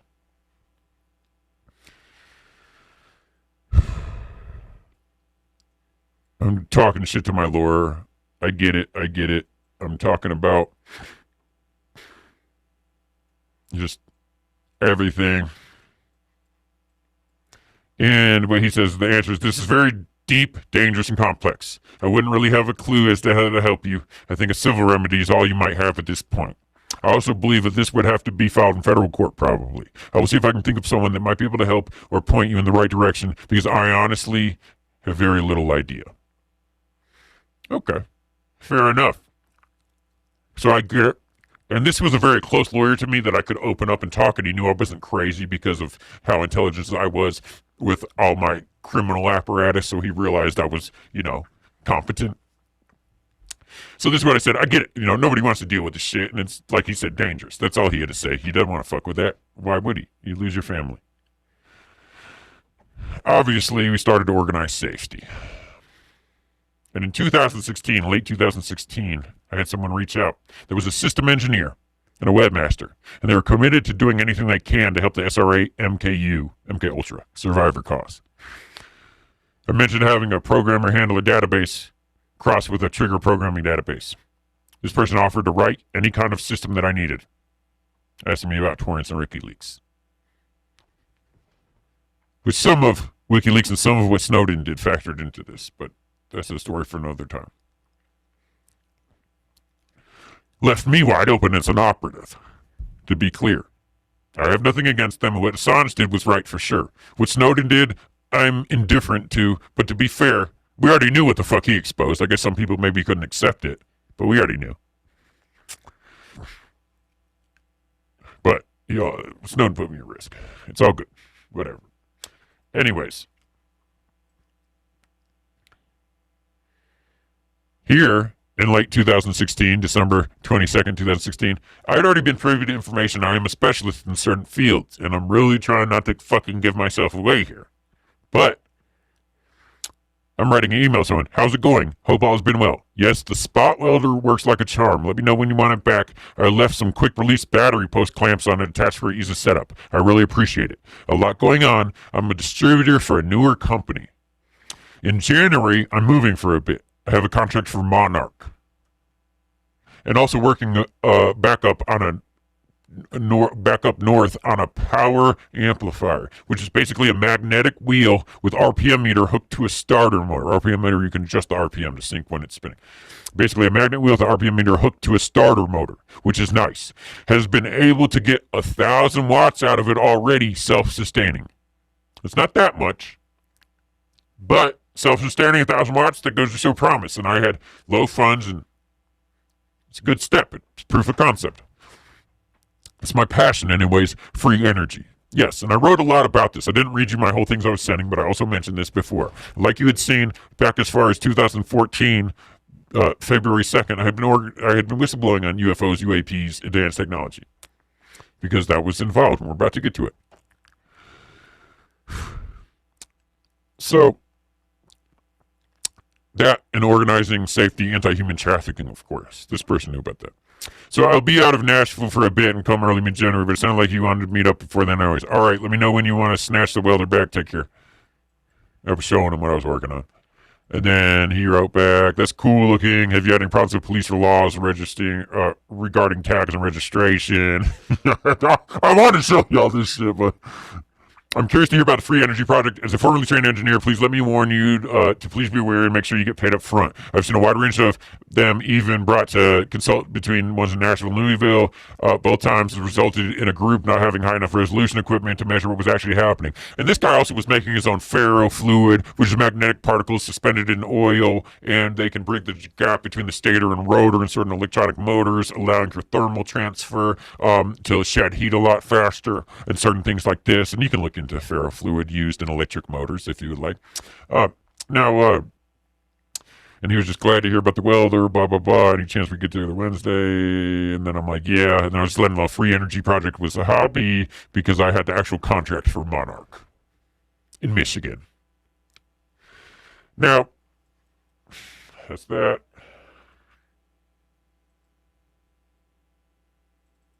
And in 2016 also I popped up and wrote an article.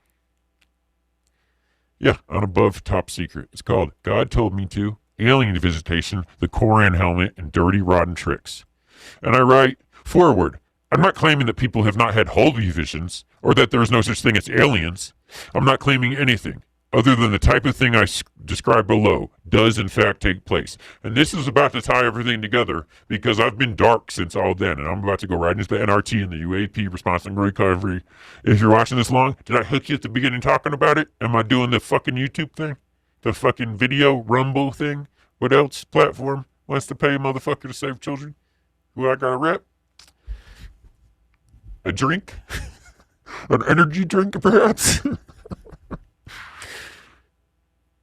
I'm going into post-hypnotic amnesia, post-hypnotic suggestion, other things.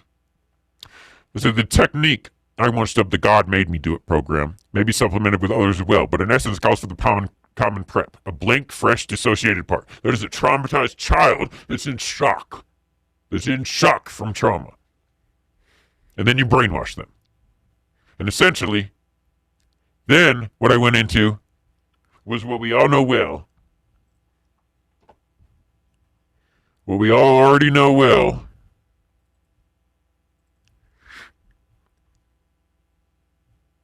Which was the Persinger techniques that people are susceptible to get into the philosophical if they believe in argument experiences that God or have had created them. They have to be real, or does God exist? Because it's really an irrelevant argument in this particular context.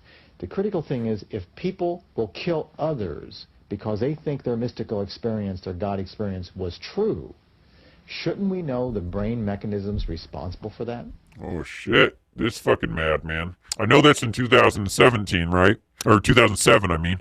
I know that's 2007, but back before then, this was already in 1990, the 90s. What we've been doing before 95 is generating words as magnetic patterns. And even though the person isn't hearing it through their ears, their brain is interpreting it. So they're actually having fragments of experiences as if they're hearing it when in actual fact it cannot be.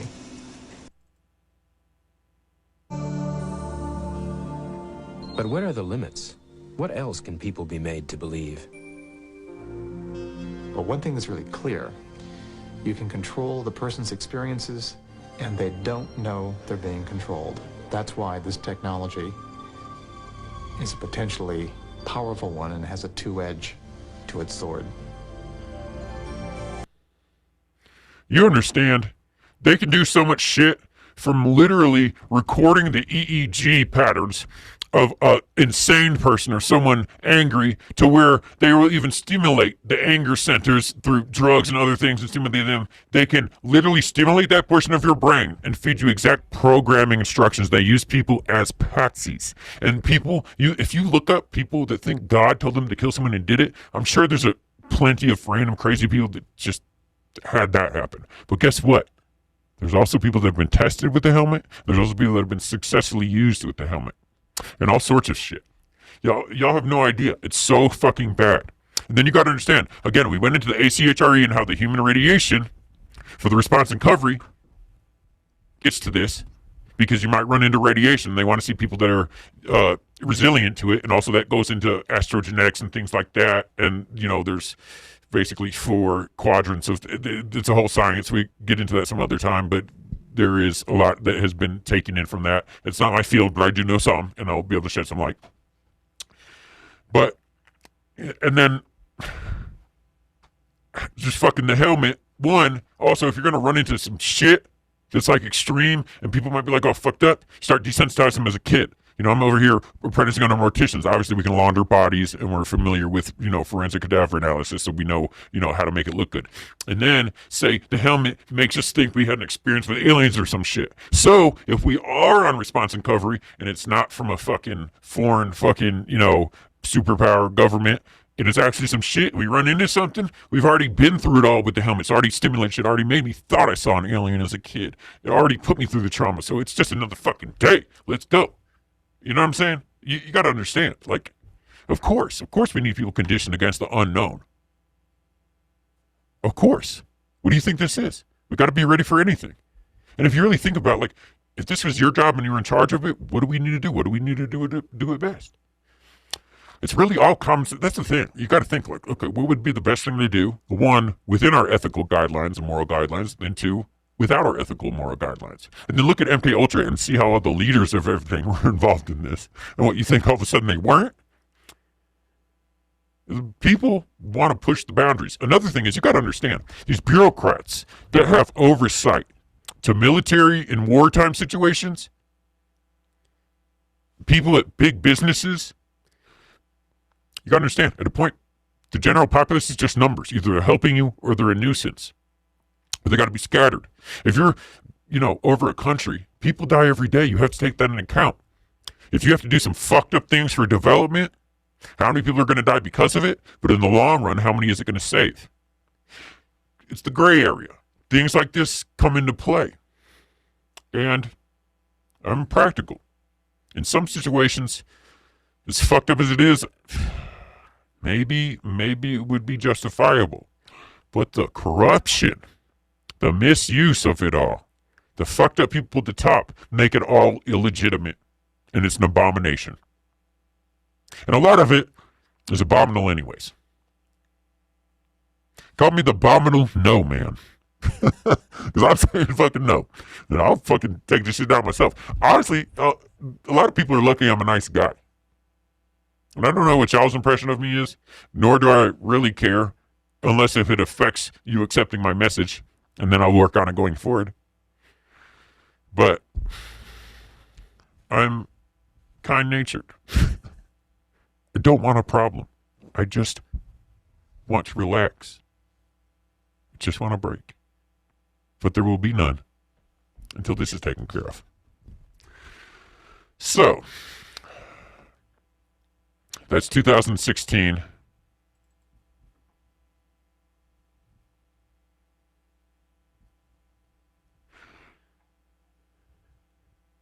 I'll show you the NRT, oh God, the Dissolution Matrix and all this, and then we'll get forward to, there's one thing in 2017, and then we're already at 2023. I was completely dark between 2017 and 2023, and I only have a couple things that I did in 2017, which was basically just research about gifted and talented, and then mentioned back to all the people I grew up around to kind of try to really get there.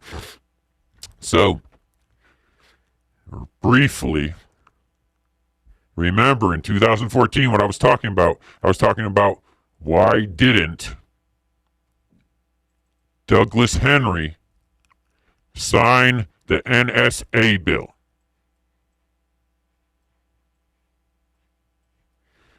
I said, info on Senator Douglas Henry. Tell me, why wasn't...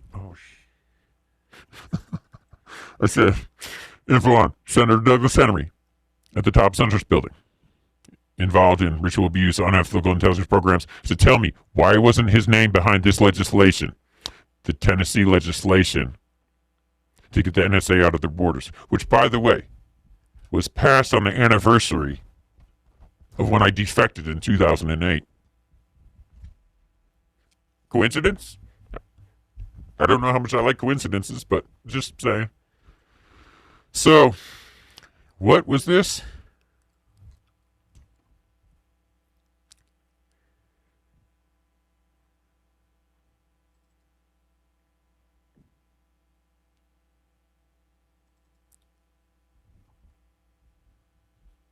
David's description of what you can do with metadata, and quoting a mutual friend, Stuart Baker, is absolutely correct.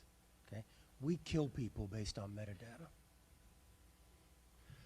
But that's not what we do with this metadata. Oh! The former, what was he, a general?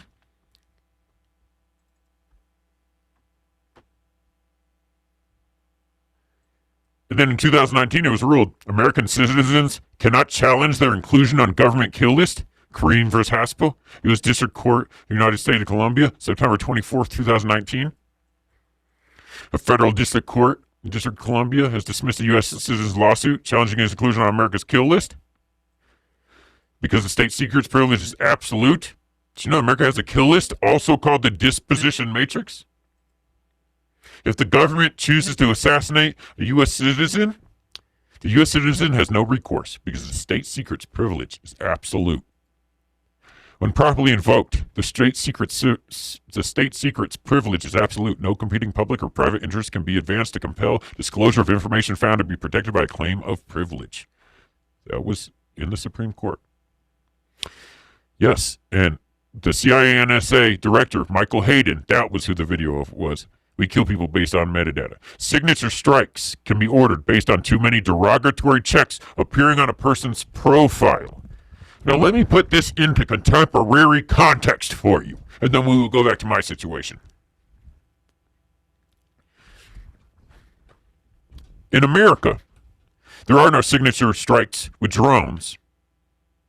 There's priority targets that need facilitation of dissolution with the utmost discretion. And someone that was apprenticing under a mortician, a surgeon, a special operator, black ops, already deep undercover,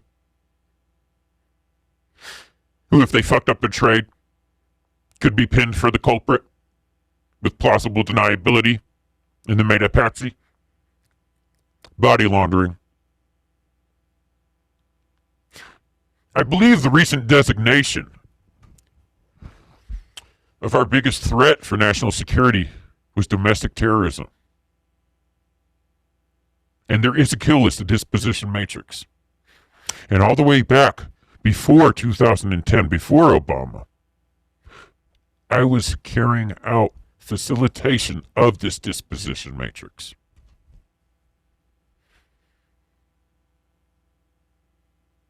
And for example, in Middle Tennessee, when they had the plans to build the north half of the loop of 840, which has become known as the Tennessee National Guard Highway,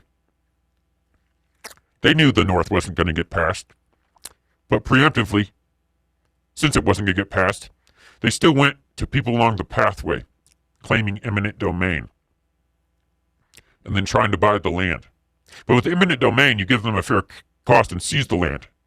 But this was before then, just showing them the plans when it wasn't officially government yet, and trying to buy it out in a privatized fashion.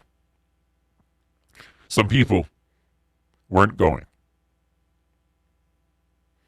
And there was one specific farmer that was added to this kill list for reasons of corruption.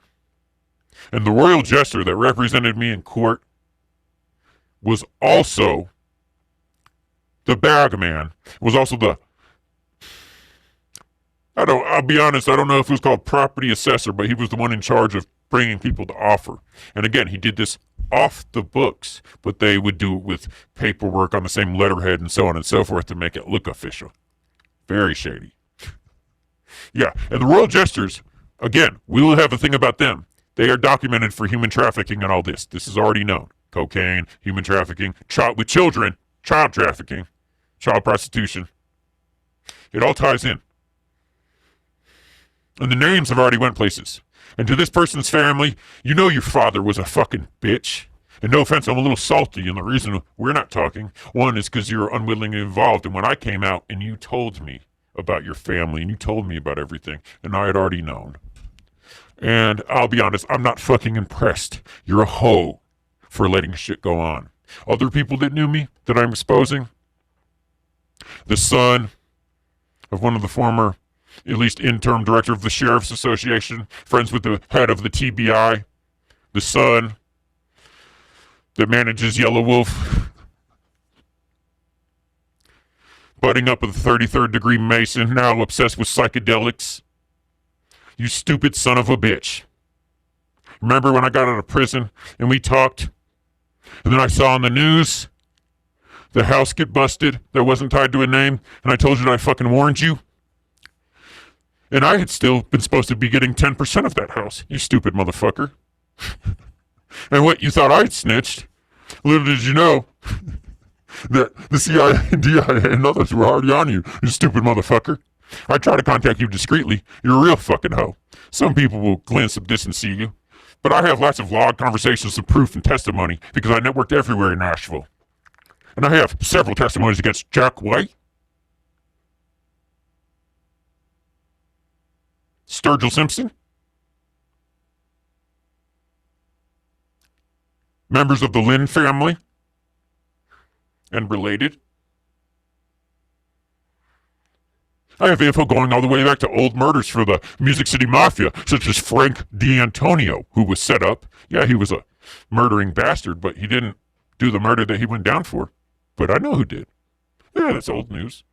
I know so much more. I'm just saying things that wouldn't interfere with the current situation.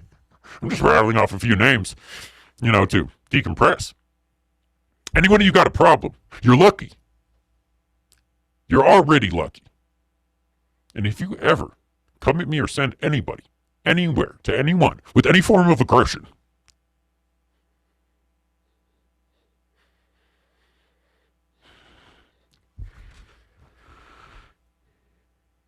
carrying on. According to multiple reports and leaks, death by metadata could be triggered without even knowing the target's name. If too many derogatory checks appear on their profile, armed and military-aged males exhibiting suspicious behavior in the wrong place can become targets, as can someone seen to be giving out orders. Such mathematic-based assassinations have been come to know as signature strikes. Now again, this is talking about signature strikes with drones outside of America. But what we know is we have been collecting all this data. Sure, the ex-director of the CIA and NSA says, oh no, we're not using that metadata for that. But now, recently, who has been designated as the biggest terroristic threat? Domestic terrorism. For what, white nationalists?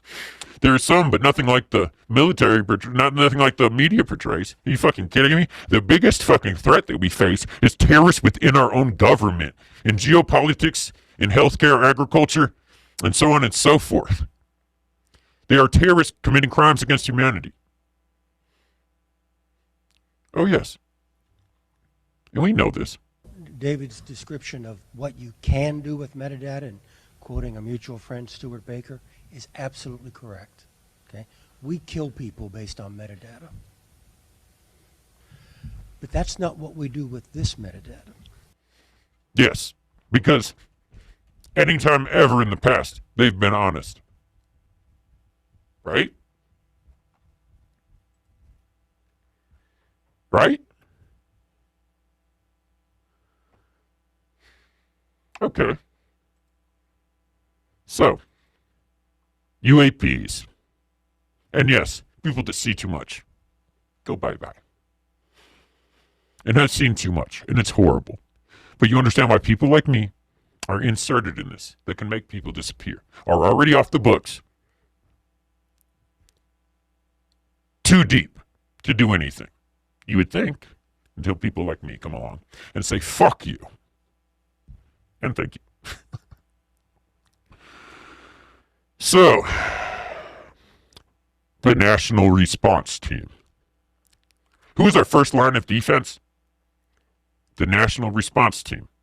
Mission: to provide technical assistance, resources, and coordination on preparedness, planning, and response activities for emergencies involving hazardous substances, pollutants, and contaminants, hazmat oil, weapons of mass destruction, and natural and technological disasters, and other environmental nationally significant incidents, comprised of 15 federal agencies and departments on paper. EPA is the chair. USCG is the vice chair. National level planning, policy, and coordinating body. Provides policy advice and national level assistance to the OSC and RRTs during a response. And this passes down to the OEM, Offices of Emergency Management, depending where you are, the Emergency Management Association, the local, for example, in Tennessee, the Tennessee National Guard. And yes, there's obviously first response, there's a little group closer, and then the national group comes in. Obviously, for UAPs, they can scramble black teams. This is the existing infrastructure and communication and has the authority to shut it down, scramble a black team with already our advanced equipment from Lockheed Martin, Raytheon, so on and so forth. Scramble, handle our business. Boom, someone else is in, EPA, whoever, set up perimeter, environmental disaster. Boom, that's it. What, the fucking Department of Energy? You don't know what the most important security is in our fucking nation? This is the first line of defense. And if there's any sort of UAP response and recovery, it would have to go through them. Thus, you should know it is them without my testimony. And you don't think that the people at the SSCI and the AARO can realize this. If they don't realize this, they're inept and shouldn't have their fucking job. And they're not talking about this. They're clearly not going there. I've talked to these people personally, and I'm actually about to show you. And they mishandled my information, and I've seen them mishandle other people's information.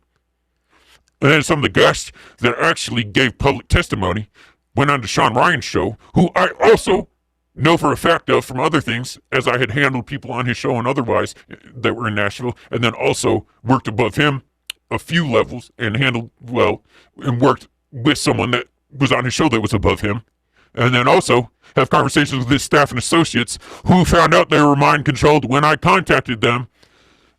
I can't even.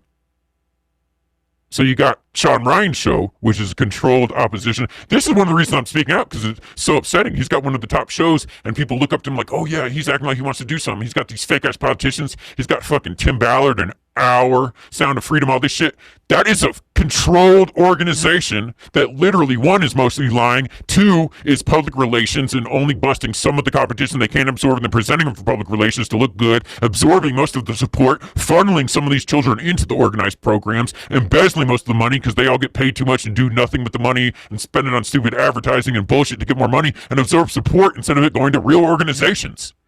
You have no idea. And don't even get me involved with Tim Ballard and him being a Mormon and the fucking Mormon and LDS. There's a whole fucking shit ton of shit. Do you know how much data we have on them? And then you should just look at the public record of people speaking out. It's like, can y'all not fucking wake up that this shit is infested and infected?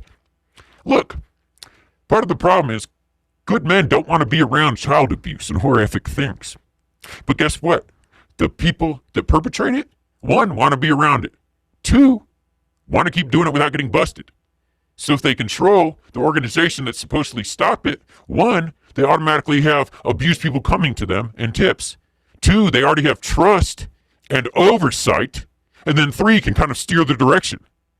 And four, get money for it, get paid for it. Do you know how this played out over decades and decades? It's completely compromised. And that would only make sense. And you already know media's controlled and all this, and they're presenting this thing like Sound of Freedom, like, oh, this didn't want to come out and this and that. Look who funded it, and it's coming out and being blasted to you. Oh, but the other people are saying, oh, it's not real, and this. That's one side so far in the spectrum that none of these people would ever give a shit anyways. So they're already saying that. So they're actually just saying something you already know, and it's not actually taking away from it, but it's creating the illusion that they actually didn't want it out, when really they're feeding it to you. And you need to wake up and see that. It's really common sense. I understand you don't want to have to take a deep dive on child trafficking. You don't want to have to take a deep dive on any of this. But again, this child trafficking leads to behavior modification, which is the underlying mechanism to keep all this secret for so long. It's simple. I've laid it all out without my testimony. And then you will see also, once you see the expose of the National Defense Education Act, the Jacob Javits federal act that goes in with that, and then John C. Flanagan, John C. Gowan, and Project Talent, and the Gifted Intelligent Education, and all the information we have on that. It spells it out without even testimony. But then you have hundreds of people providing corroborating testimony that don't know each other. Look, this is settled. We already know this. Y'all don't want to hear it. Y'all don't want to do anything. Just don't throw your fucking money at some bullshit. If you ain't going to do shit, if you ain't got the fucking balls, then just shut the fuck up, bitch. But don't you dare support one of these bullshit-ass causes, and don't you dare speak out against someone really doing something. You weak motherfuckers. God damn. And I'm sorry that I have to outburst like this, because all y'all out there with support, I appreciate it and I love you. And we all need to come together, because you see what's happening to other people. We can't depend on anybody. We can't depend on anybody to take care of our kids. We can't depend on shit. We got to take it upon ourselves. But it's really not that hard. We can do it. Let me wrap this up with the national response fucking team here. 15 federal agencies, all that. What else does it involve? What you're about to see is Presidential Policy Directive 8, which is aimed at strengthening the security and resilience of the United States through systematic preparation for the threats that pose the greatest risk to the security of our nation, including acts of terrorism, cyber attacks, pandemics, and catastrophic natural disasters. How does Presidential Policy Directive 8 describe the nation's approach to national preparedness? One that involves the whole community, including individuals, businesses, community, and faith-based organizations, schools, tribes, and all levels of government. Could it be more black and white for you? And then people say, okay, well, oh, there's so many Clinton bodies. Yeah, they got it tied in with national security with this whole program. There's a bunch of people and they can't let the program blow, so they couldn't let the Clintons go down. And also, they're in with the group anyways and had prominent positions. You understand how this goes? And yes, there's plenty of documentation for sure linking them with cocaine trafficking and other things. Yes, and it's continuously being covered up. Yes, there's lots of compromisation shit, but it's also tied in with all this shit. If one thing blows, it's, down come the walls. But it's that fucking time, and a lot of people already know. And what's it really going to do? You think people are going to freak out? No, the people don't want to lose what they have. This is what it's about. People not wanting to lose what they have. And obviously you can tell I'm not sympathetic to that. Motherfucker, I've lost everything to fucking do the right thing. I just can't even understand the mindset at this point. These weak motherfuckers. And these disgusting motherfuckers. These cowards. These evil motherfuckers. Now, just real quick, linking this up. And again, you remember the advisory radiation committee, because with the UAP and all this, yes, we need to find people that are resilient and can be through behavior modification. Yes, we have the National Response System, okay?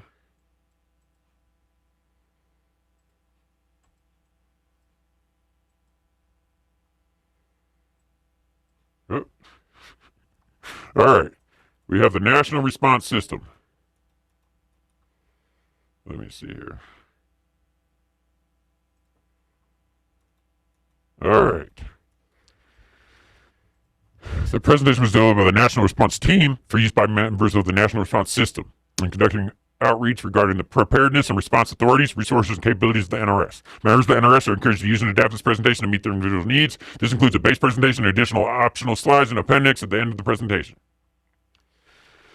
Target audience: federal, state, local, tribes, private sector, and international organizations that may have an interest in the NRS mission.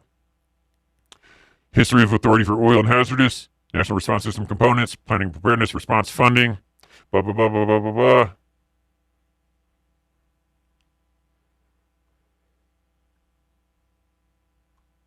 Yeah, it started with oil and shit. It goes into everything.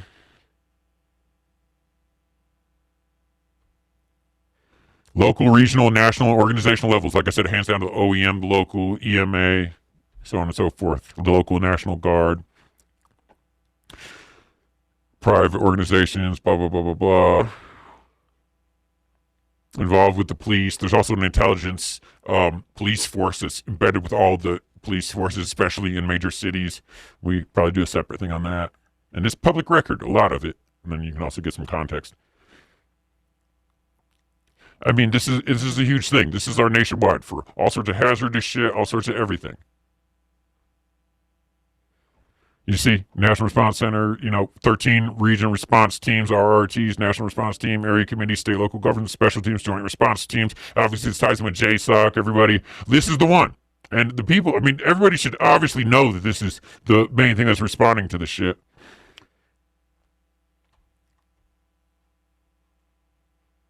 Lead response, provide assistance, oversee by state, local, tribe, blah, blah, blah, blah, blah, manage waste. And you understand, they have the right to come in here for absolutely anything. It's just, all they have to do is claim. This is an absolute, and this is also, obviously there's certain black teams that respond to this, and there is quadrants, but this is, obviously, it's just on paper. There is more to it. But you see, EPA, Coast Guard, Department of Health and Human Services, Department of Labor, OSHA, Department of Commerce, Interior, Transportation, Agricultural, Emergency Management Agency, Defense, Energy, State, Justice, Nuclear Regulatory Commission, and General Service Administration. This is obviously it. And then we get into here where they mention PP8.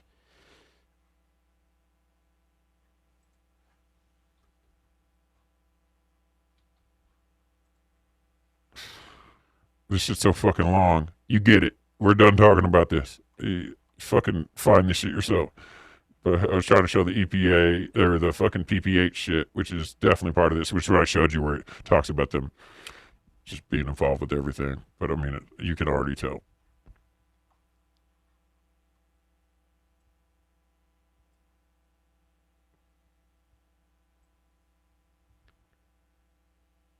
It's the response. You get it.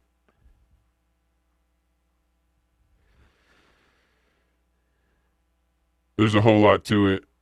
I promise you it has to do with the presidential directive BP8. You get it. Anyways. So, that's that. So anyways, we are back to 2017. And what do?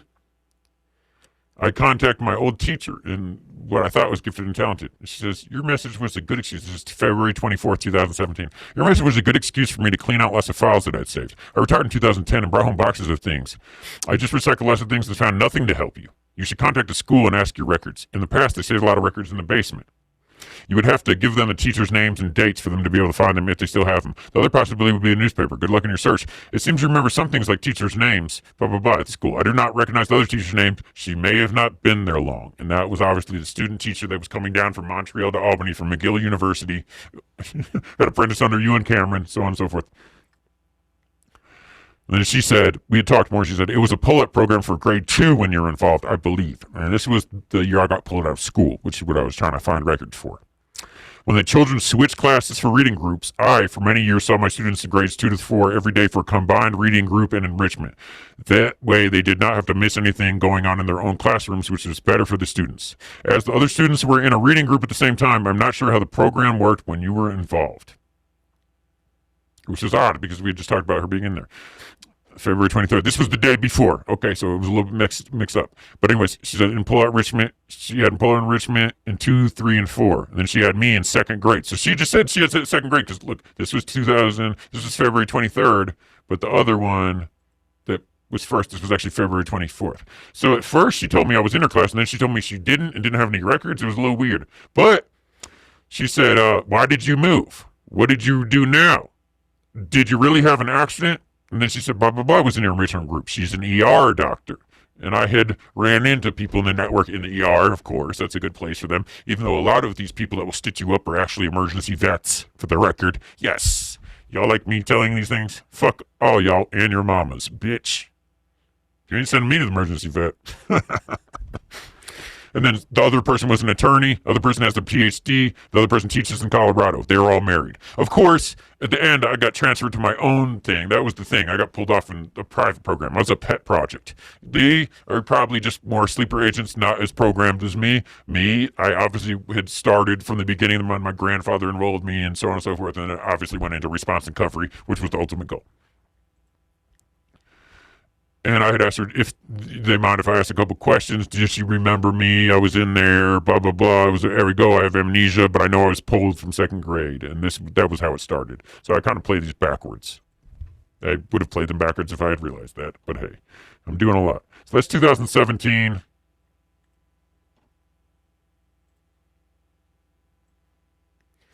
And right now we're right here at the end. 2017, I've been dark. Why? Because I found out what I had to do. You saw where I was already making the database, and now you're really about to see the database that I was making. So,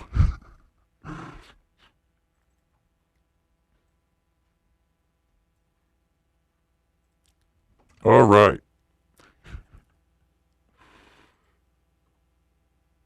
So to give you a sample, this is not based on the JDO platform, but there was a JDO platform that's seemingly now defunct that's very similar.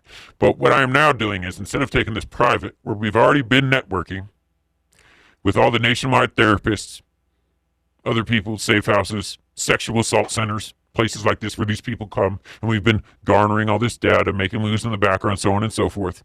And then we've been doing other things on the political end and otherwise. I've woken up a lot of my brothers in arms and garnered other support. We're good, regardless what happens with me. And truthfully, regardless of what y'all choose to do. But this could take a long time, or we could come together and get this done fast.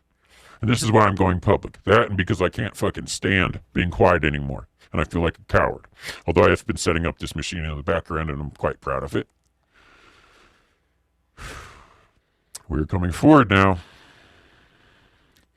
Now we are doing lots of investigations and different things. We know different sites. We're implementing surveillance out in the woods of these places. other places. I could show you cabins that we've scouted out that are off grid, all sorts of things. Doesn't matter. We will go anywhere. And yes, not everywhere is secluded. We can't get to everywhere. To do this right, we need everybody to come together. And what we need to do is make a database built by survivors for survivors, where you can hold perpetrators accountable without fear of retaliation, where you can file an encrypted, time-stamped, and anonymous report of sexual misconduct or whatever. All you have to leave, if you want, is a contact, and you can get notified if your report is linked to a repeat offender. Yes, if you say a name, and you can just drop a name. You can drop the name, what they did, you can drop a location, whatever. And we're getting things put in place as we go public so people can't attack our system, basically, so nothing's stored online, so things are safe. And we have experts at this, and it's already being developed. Soon I'll release the notes on V2 for what we call organized safety, but so you can just drop names. People can just drop names. We have cards. We have pamphlets at therapist office nationwide, sexual assault centers. People drop names of culprits. We see the same name come up 10 times. A number of times linked to people. People start getting notified, maybe talk to a civil lawyer, so on and so forth. There's no risk. Almost no risk. A lot of people type online and then regret it and it eats them up. A lot of people try to go to the police or the FBI and it's a harrowing experience and they're degrading and they're even angry. And maybe they deal with a lot of shit, but they're not prepared to deal with this shit. This, all you have to do is type names. And if there's blindly corroborating information to where these things got named and then reports were given separate from people that don't know each other, that's a slam dunk for a civil lawyer. Yeah, it depends a little bit more on criminal. But also in certain circumstances where there's imminent danger, we get people, we can look into them. We've visited people in person before and say, hey, just so you know, you've been named. And no, we don't tell them who. And most culprits, if we were going to do this, we'll already know for a fact that there's a lot of people under them. You understand? And say, hey, just so you know, you're under investigation, buddy. So don't even think about retaliation or anything. Do you know these? Oh, shit. Dude, let me tell you. And that's like such a small example because obviously I can't tell you what other things will happen, but these people don't offend. These people don't offend again. You understand? And physical confrontation is the absolute last resort. But there's plenty of angry dads at this point. And there's plenty of angry moms as well. And we won't let this fly anymore. All we have to do is come together with good intention to stop this. And stop trusting on law enforcement that are corrupt or capped by policy or inept. We know the FBI is compromised. Don't get me into, again, Larry Nassar, the Olympics, Sandusky, Penn State, Boy Scouts, Catholic, Jehovah's Witnesses, Scientology, Mormon, LDS. Okay, we get it. It's all bullshit. They keep it internal, covering it up. People are worried about the institutions instead of themselves, schools, teachers, universities, coaches, professors. We get it. We got it. We'll do it upon ourselves. Everybody drop names in the hat. The names that come up the most, boom. Link them up with the emails. Okay, full testimonies looking at. Okay, boom. Get them with assistance to make sure you're safe and to make sure we can organize safety and justice. It's rather simple, honestly. I know it seems scary, but it's safer than anything else. We're talking about drop-down things. What happened? Report. Did you experience it or you witness it? Where? When? Who? What? When? That's what we need. When? Where? Who? What? When? Why? How? You understand? That's all we need. And then boom. And boom. It's over. What's going to pop up? Repeat offender notifications. Each report is owned and controlled by each individual at all times. Our priority is anonymity while being able to capture relations and data. If your perpetrator is reported by another user, we will alert you and connected parties if and only if you want to pursue. You understand? That's it. That's all we need. That's all we need. This can be over so quick. If you know how much we've done in the background, and you see some things, and we're not going to take credit. Do you understand what that would do? All right. Anyways, so you get it. I mean, we can handle this and already are.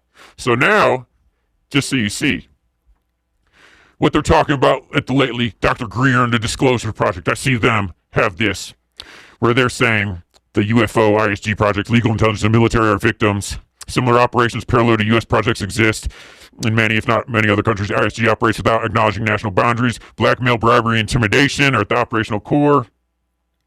These are crimes that they commit, which is just all this shit. You just got a list of fucking crimes. Then they're going into the UAPs and basically what they think, and also that they have technologies to launch a convincing false flag operations. And I'm not standing behind these people. Just hold on with me. They're talking about what they have because they do have a list, and this is redacted, but I've been talking with them, and I got some information from this list, and it cross-referenced, it corroborated places and people involved with the human trafficking. You understand? So again, just to show, they have over 752 witnesses and 145 locations. And there's a lot of overlap with what my organization, Organized Safety, has. Do you understand? A lot. That's the thing. So what I say, holy fucking shit. We got cross-reference of this because it seems like maybe these guys are doing something. They got testimony, they're putting it on. I talked to Greer, and his wife does a lot of work. He seems a little arrogant, a little cocky, headstrong, but he is really just putting these witnesses together and taking the information. Although he has all the witnesses' information, and he's mishandling it because the first thing they did was mishandle the fake information that I gave them about me, just because I'm not a fucking dummy. And then they did put me in touch with a politician, okay? So, the politician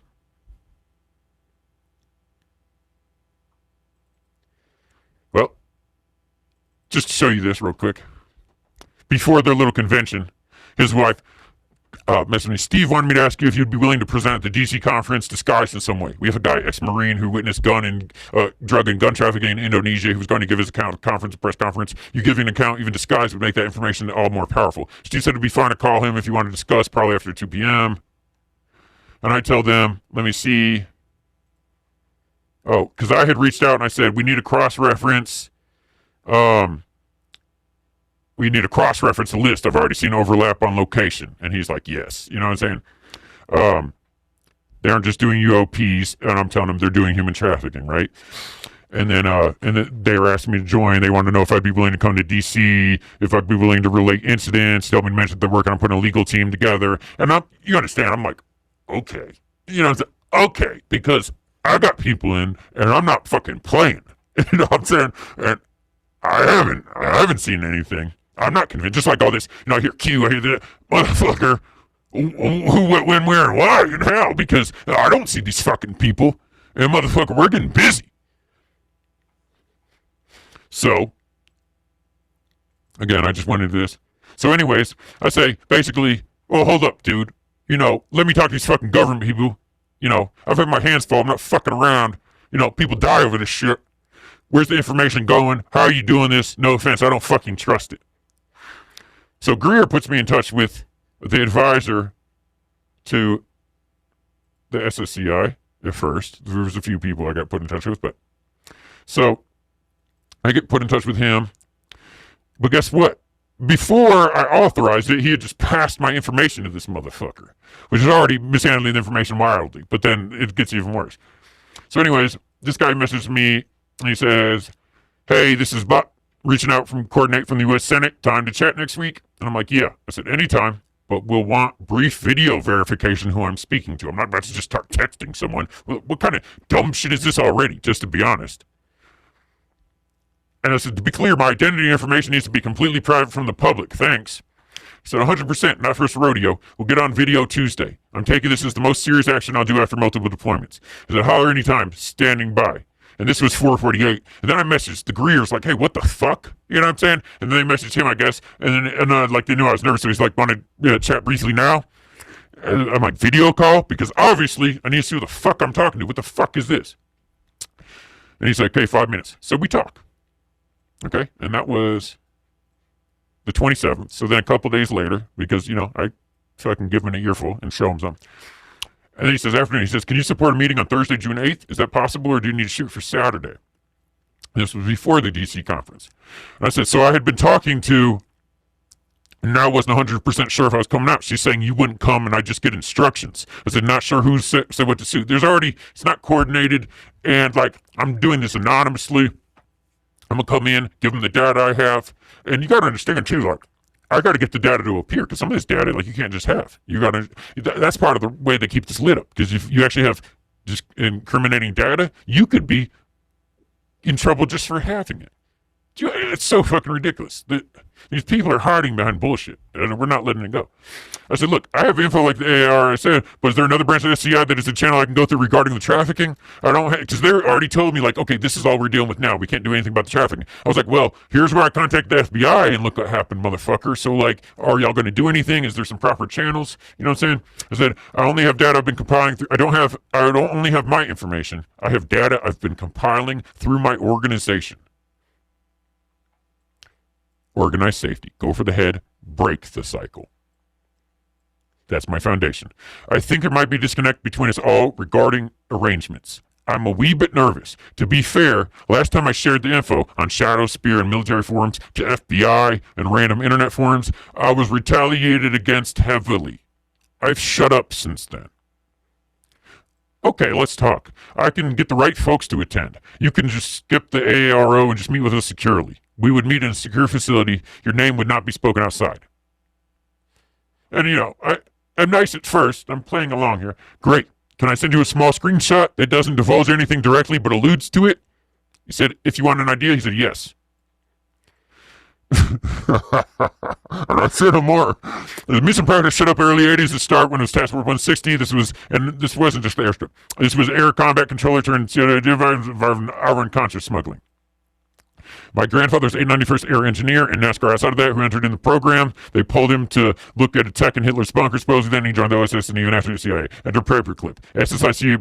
SSCI predecessor church committee had hearings on MK Ultra because these people don't know anything about this. So I'm, going through the history, these behavioral modification techniques are used on most surrounded these deep black budget programs as they reinforce the cover aspect and help keep everything hush, because the behavioral modification techniques keep everything hush in these programs. And this is when it was all made, and the paperwork and everything, filed the money, blah, blah, blah, blah, blah, even though it's, fucking compartmentalized 100 times. It's easy to follow if you fucking have eyes and can face it. I've got tons of that's actually quite credible people involved that are blackmailed or otherwise manipulated. We've got mass data on culprits, locations, etc. Yeah, because I've got tons of special forces and special mission units and other operators, such as myself. Yeah, we're not fucking playing around. So I am testing the waters with the government with these proper channels. This is Roger. We could do a signal call if you can't get to DC. More secure face-to-face. Yeah, sure. Unless if I'm masked over the phone and then I'm super secure compared to me traveling and being exposed. What the fuck are you talking about? I said, that's fine. I just need a line to the proper channels. There has been some serious damage done to me and some close to me. Made me hesitant to reach out through any official channels. Plus, I was involved with unsavory activity until a few years, so that would worry me about blowback.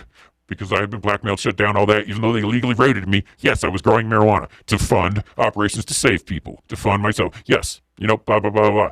I said, but I'm ashamed I was quiet so long and have to do everything I can. And your identity and information will be protected. Cool. Hee hee. I get it, brother. We're literally not tracking this. I said, look, it's a short list. Same with a lot of info I have. I'm just trying to keep it minimal and definitely public exposure, for the sake of family. But I'm expecting retaliation either way. I think next step would be to lay it out, and then we figure out who is the precise right group to look into. We don't have law enforcement directly associated. Talk soon. So prefer signal if that's okay, because he had contacted me.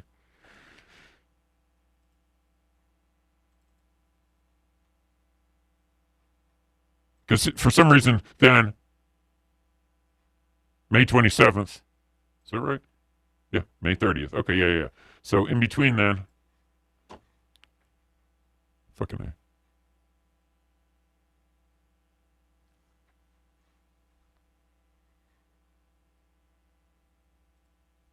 So then he contacted me for some reason on WhatsApp. Like, what the fuck? I didn't authorize any of this. Like, these motherfuckers just gave my different shit out, which I have. These literally aren't even on the same number. So I'm already like, what the fuck is this? These motherfuckers just gave different information out. And then he was like, hello. Oh, this was back in May 27th. Okay, never mind. That was the first time. And he was just asking me also to coordinate. So he did both at first. Okay. But then I'm just basically telling him the whole thing. Signals preferred. I use this for business. And then he's like, okay, May 30th. He's like, it's 6:08. See, AM, the letter's jarring because I showed him some shit. And he said, do you want to meet us in our secure facility next week or schedule a signal call? Other option is AARO. They have gone to geographic locations to follow up on meetings. I don't fully trust them. I don't fully trust them. I mean, good, because you're not a dumbass. But so this is, I just can't even. I don't fully trust them, but there's a degree of protection for those through the process. How? Compared to an anonymous phone call from a dump phone. You see what I'm saying? Of course, I use that one for business, so already that one wasn't a dump phone. So, like, I'm already super pissed because I was trying to be legit, like, hey, this is me, but keep me from public. And the first thing they do is leak my information, even though it's to the motherfucking advisor. Like, I don't give a fuck. I didn't authorize that. This is not secure. And there's other shit about other people. I'm showing you what I know here. We're going to talk about a lot in the future. Anyways, so look, keep in mind, that was 6:08, 6:11 a.m. And then I reached back out to him over here, like, hey, I prefer to keep it signal. It's 6:14 after that. See, I said, scheduled call might be better because obviously they're trying to get me to meet in person when it's not secure. It's fucking stupid. I said, I appreciate you being honest about not knowing who to trust. I'll be honest. I'm not optimistic. As when I was working in the field, we had anyone that mattered in the pocket. There's a group of good old boys sprinkled throughout judicial, legislative, and executive branches uniting the separated powers, and that's just the duh part of it. I was raised by these people, and they don't play around. I'll be honest, even though I'm going forward and happy to give this a go, my realistic expectation for them is to have the SSC handled from the top down. This is the advisor to the SSCI. He says, that's certainly possible, but depressing. The advisor to the SSCI. Guys, it's a fucking clown show. It's fucking ridiculous.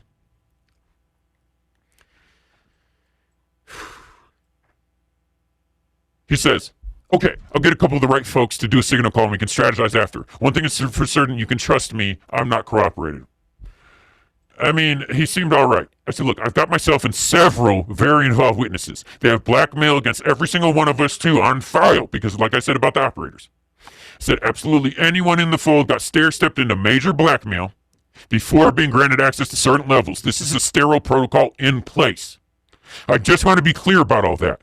If you think they are going to Daniel Hale, Snowden, Assange me, sure, I'll come to AO. But I already got stuck in prison for almost 3 years total when they played games with my record. I've got TBI paperwork where it got fixed after I was released. I said, but I'm listening carefully to your insights and have seen glimpses of the Matrix. I said, I don't trust anyone, but I'm here talking to you, and you seemed all right on a call. I'm a straight up guy. What the fuck did I say? I appreciate it. And we also talked about some shit on call. I'll talk about it another time. I appreciate the humanity in you that you must be driving you to willing to look at all this. Thanks. I said, I'm oddly driven to help despite the obvious risks. But he already accepted that the SSC might be corrupt from the top down where he's working. I said, okay, I'm oddly driven. I said, a great way to be, but can be a pain in the ass. Ha ha ha. I mean, it can be. I said, ha, it's already been. So maybe he's trying to do right, but he's already accepted. He's already accepted that maybe the organization he works for, if you actually say maybe who I work for is corrupted from the top down, dude, you're good for nothing. And you're literally a gatekeeper. Whether you're mean to or not, whether you have a good heart or not, doesn't matter because obviously you're in the way. If you're not sure and you're the one in charge of it, the whole thing is a joke. It's a fucking joke. It's a fucking joke. And this isn't only with the SSCI, it's also the AARO. There's only so much. I'm not trying to expose everybody completely. He said, I believe that. He said, but hey, at the end of the day, my life experience is truth and good can win. I said, 100%. Just to reinstate, you want public exposure or do you not? What the fuck kind of idiot is this guy? I said, no! Figured, but I reread your text and was confused. I said, I was just mentioning Hale and other name drops. I just mean they've already illegal persecuted me. I'd be worried if there is crossover into legitimate operations and they choose to legally persecute me in a somehow technically legitimate fashion. Because that's what they do to shut this shit down, even if it's not technically legitimate. Look at Assange. That shit wasn't legitimate. Daniel Hale, he fucking exposed that they were bombing people and lying about it, and there's way more collateral damage. Man, he's a fucking hero, if anything. I mean, just to be honest, look what I do. I'm not even fucking putting anything at risk. Fuck them if they say so, man. If I go down for this, for nothing, fucking they can suck a dick. I hope y'all rise up. It's some bullshit. It's fucking, I'm over it. To be clear, many legit operators get cherry-picked from, yeah, I said, I understand being honest, but again, when it comes to this stuff, it's a very short list. They already know it's me, bro. To be clear, and I got some protection, but also like, and I got some people around me, but like, dude, it's a very delicate situation. cautiously optimistic, maybe.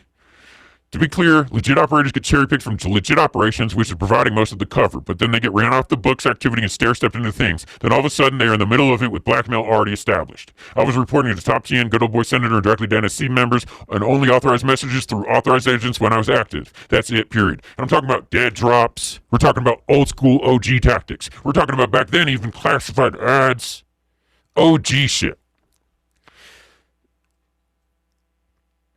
Right? Okay, so then we have another call. Holy shit. You see what I'm saying? Okay, that's y'all seen enough. Okay, holy shit. You know where it goes from there?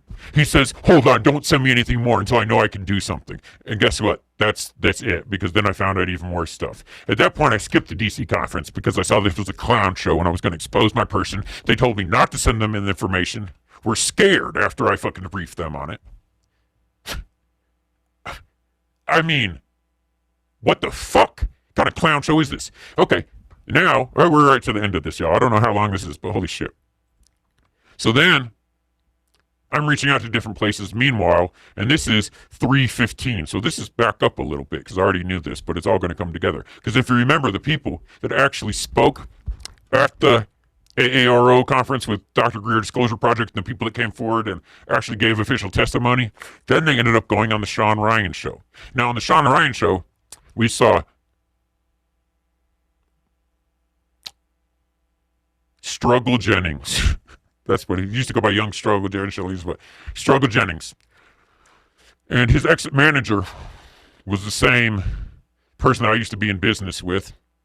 And again, motherfucker, you got a problem? I try to get in touch with you. You're already being a hoe. You're already scared, bitch. You're already fucking brainwashed by these Masons. And also, you fucking try to rip me off on some business deals. One, I was fucking a young kid when we started fucking around. What kind of dumbass does business with a young kid? Dude, you're fucking fooling a bitch. You're a fucking hoe.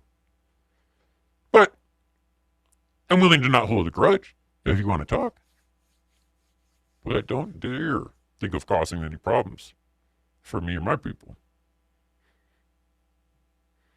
It won't be good. Anyways, so I was over. He didn't even know when we were fucking around, but I was living at the airstrip. And we were significant levels over buddy that got busted with the biggest cocaine bust in Nashville that went on the Shawn Ryan Show, and, you know, there was things going on with that. So I was over that. Then some other people that were on his show. Greer went on the show, all this, and I was privy to it. And I was already privy to Shawn Ryan having got the helmet. Yes, the helmet that we show. So I'm scraping emails, this and that. I get in touch with one of his staff. And this is March. This is before the thing with Greer. But again, I'm pissed off because of the thing with Greer. Because what happened was, remember, then everybody went on Shawn Ryan's show, even though he knew Shawn Ryan was likely subject to mind control. And I do believe that Greer might also be as well. And by might, I would put it at 99%. I've cut them all off. Now, not sure y'all want to get in the weeds or anywhere near this. I'm reaching out nicely. This is to one of his staff. I said, I was entered in a clandestine program as a child. I can stomach it being unethical, but the issue is that assets went on to be utilized for very corrupt purposes. I mean, some straight bullshit. As in a way, many personnel, to be fair, but this is maybe a few shades darker than your typical. I stayed stationed domestically here in and around Nashville, embedded into various drug and human trafficking activities. I personally ran a ring of marijuana grow houses in and around Nashville, which were also used as safe houses basis for operations. As everyone seems to love weed, this gave me connections in the music business and everywhere, and deep in the criminal underground, of course, people would be impressed. Some of my locations where I tended to reside were adjacent to private airstrip or large clearings that could be used as such, all set up accordingly in the 80s back when it was still Task Force 160. All under the same crowd behind Ironman Contra. And by the way, as y'all knew I was in that airstrip, I didn't even go into 2014. The valley I was living in was used for black operations. And yes, we were dismantling a black helicopter directly behind where I live, and so on and so forth. What, Sullivan Hollow? Yeah, behind the Moose Lodge, what used to be the main Mason place where kids were missing at the roller rink way back in the day going off River Road. Oh yeah, a little bit down from the VFW. Oh, motherfucker, I'll come and fuck all y'all up if I want. Really? You're lucky that I'm nice and that I have a kind heart. Ooh, fuck. I'm coming back for you rural adjuster motherfuckers too. You're lucky that I have a soft spot for your abused children, bitch. Anyways, I continue with the staff of the Shawn Ryan Show. Some of my places where I tended to live, blah, blah, blah, blah, are in contract. Okay. I had some disagreements when I found out how hard I was being played, and also I wasn't happy with the social behavior who were embedded with human trafficking. I was set up to be killed, but survived. I didn't tell them about UAPs or anything, like, what the fuck do you drop to this? I'm like, trying to stair step my way in there. Then I found out that special classes was basically my whole childhood prerequisite grooming, conditioning, training. I was fucking very reluctantly went to report some of the fucked stuff, and then 16 days later, I'm on the way to prison. I went over this. They changed my charges, tried to bury me for a while, and then took out contracts on me in prison. Yes, that was all 2009 to 2013, which again, in 2013, I started speaking out, right? And then went dark after retaliation again. Anyways, a lot's happened since then. I tried to live in a civilian life, and just at the end of the last year, decided to revisit this. The program, Superfuck Targeting Children, ties in with Epstein-esque operations, which we went into with the State Department tags that he had cloned vehicles, and obviously it was an intelligence asset that's documented that people said that. And the conditioning is also quite literally torture. But also nothing after the factors for national security or the greater good. It's literally ran by corrupt fuckers building their empire on our backs. Chew on that, chow. This person says, so, if one suspects that there may have been a subject since birth, how do you find out? That's not normal. Now, when I came out, I had my friends, and I only had a few close males around me. They didn't remember their childhood. Yes, they were molested by their brother and their father. Their father was a royal jester. All sorts of fucked shit. Yes, their grandfather died at a certain thing. They lost their memory that night. There were some other people that came in from out of town, suspicious circumstances. I had another person that said, oh, fuck, I think you're right, man. I was in therapy, and I had to stop because I lost control of my bodily functions. I don't even know exactly what that means, if he was pissing and shit himself or what. But, I mean, fuck. You know what I'm saying? And then, like, other shit. And then these bitches, like, fucking short-circuited. They couldn't handle shit, little bitches. They couldn't hang. Look what I'm doing. Look where y'all are at. Y'all are some fucking hoes. Y'all are bitches. Y'all are boys. Y'all aren't, man. Motherfucker. Fuck you. Look, man, I still got love for y'all. But you know what you need to do is grow some cojones. Poquito. So, this person says, after seeing your profile, I Googled this, Project Monarch. And then this is actually the archive in the CIA, or U.S. archive. And then they started bawling when they saw me code green, and it took them multiple tries. And I can't show some of this. I'm not exposing these people. My life turned upside down after, and I got all my memories back. They went through a certain event, kind of like I did the car crash, you know, and certain things happen and just like hits. Okay, well, they just much rather believe it's easily impressionable. I said, I can break a lot of it down, but it'd be a lot of texting. I said, here's a notarized letter, from 2014. I showed them about the mortician. And then I just tell them all the rumors get blown out of proportion regarding satanic rituals. It's merely specific trauma to elicit a desired response. Desensitization, conditioning, training. I was passed on to military intelligence. I have other things, of course, cannot share. You know, I'm texting. One thing I'm not looking to do is cause trouble with information, but I can definitely set anyone straight in 5 minutes in person. And I tell them some shit. You know, there's thing I can say if people are in it or people in the military, shit like that. Like, obviously, there's some things. All right. Thank you for sharing that. I showed them, again, the ACHRE, because this person didn't have any context to this. This person is learning in real time. I said, continuation. That's the last time this shit had any real coverage. I don't think it sounds like a joke in any way, shape, or form. I said, understood. I wasn't taking a shot at you, to be clear. I said, I think it happened to me. And I wasn't quite 100% sure yet of that. And I said, fuck, that's what you meant? I mean, I guess I didn't understand. And I said, my heart goes out to you. I said, so your memories came back without context. I haven't looked back at this since this. I honestly can't even believe it is. I talked to this person, let them know I'd be showing this. And there's also 2 other people. I said, I think it's still happening to me. I sold my gun because I was convinced last summer that I was about to be Epsteined. Shawn Ryan's one of his top staff. And you didn't know what to make of it. I was almost killed and briefed by associates for my involvement. When I was early 20s, it almost drove me crazy. Cooled off in prison for years. They say, I was instantly suicidal after the memories came back.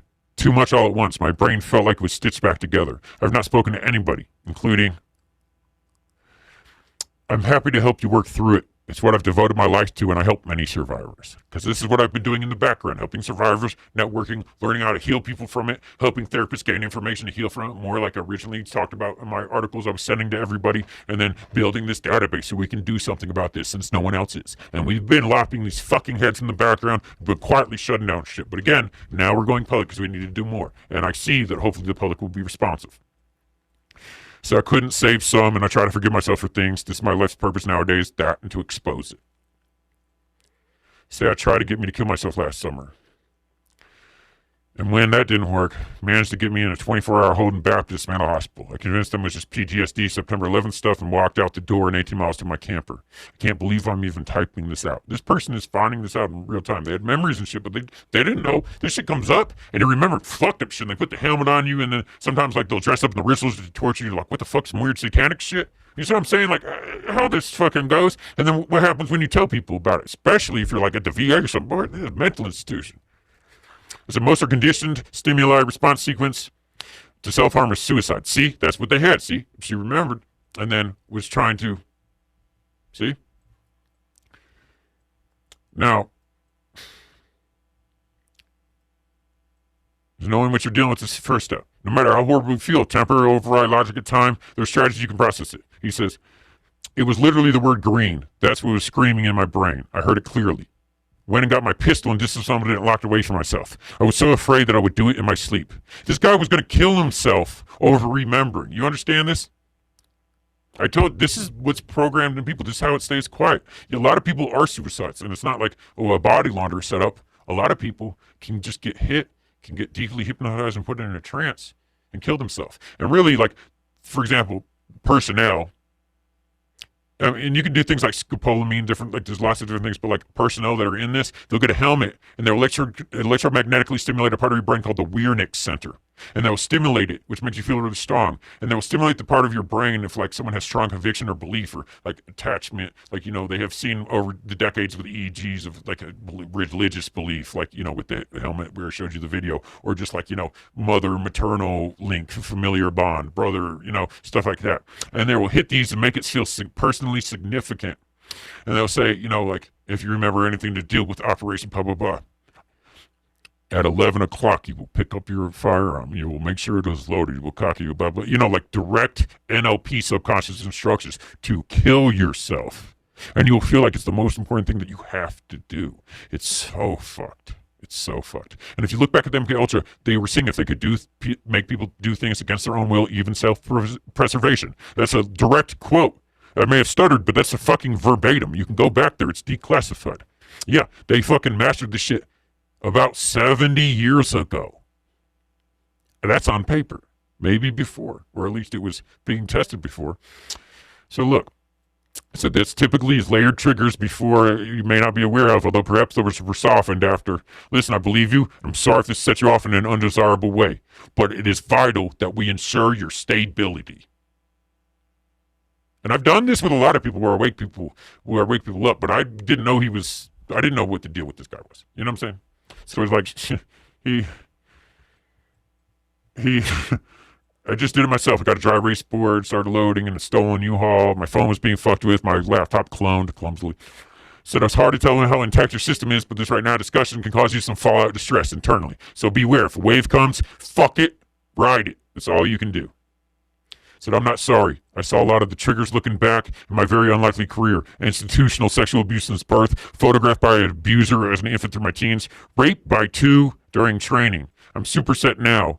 You have no idea. Well, yes, you do. How I feel enormous relief right now is thank you. I said, wow, thank you. Very grateful you reached out, even if it's not something we'll talk about on the show, blah, blah, blah, blah, blah. Said, don't want to do it over the phone. I said, I've been trying to reach out to, but also if you have a private discussion with them about the things related but a bit too hot for TV. Regardless, keep in touch and reach out anytime. I'm happy to help.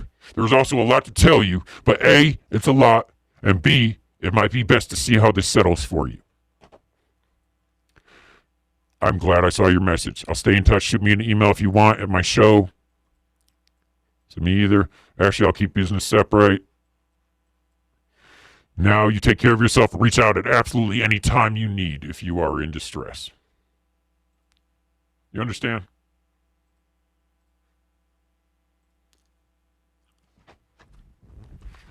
And there's so much more. So here's where I'm at now. We're about to come forward and launch version 2, the public version of organized safety. Go for the head, break the cycle. We're doing a lot. There's already a team behind me, but really on their own, not even behind me, although they will stand behind me. Unless it would jeopardize the mission, I'm happy to go. But I want to accelerate the process. I'm reaching out publicly.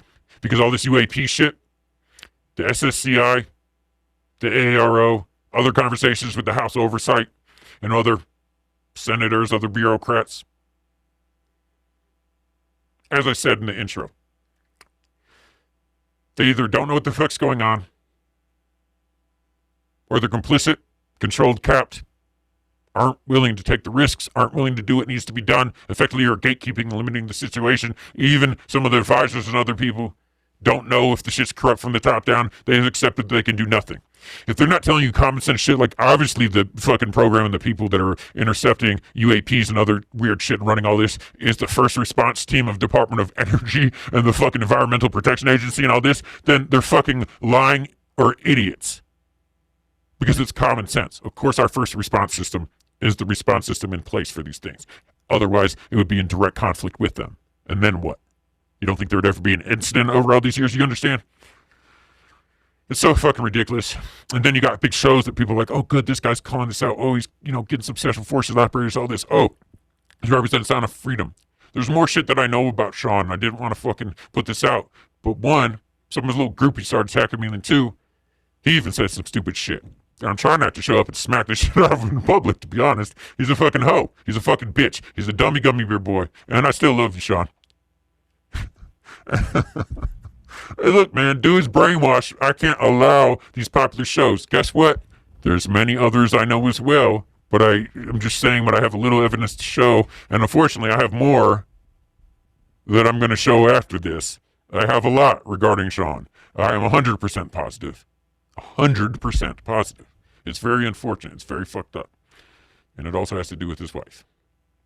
Yeah. You think I say some shit like that lightly? Anyways. I'm not here to attack other podcasts or people like that, but this is some major ass shit, man. And fucking, the stakes are too high. The stakes are too high. So, like, comment, subscribe. I'll be back. And it's gonna really crank up, motherfucker. Thank you for watching.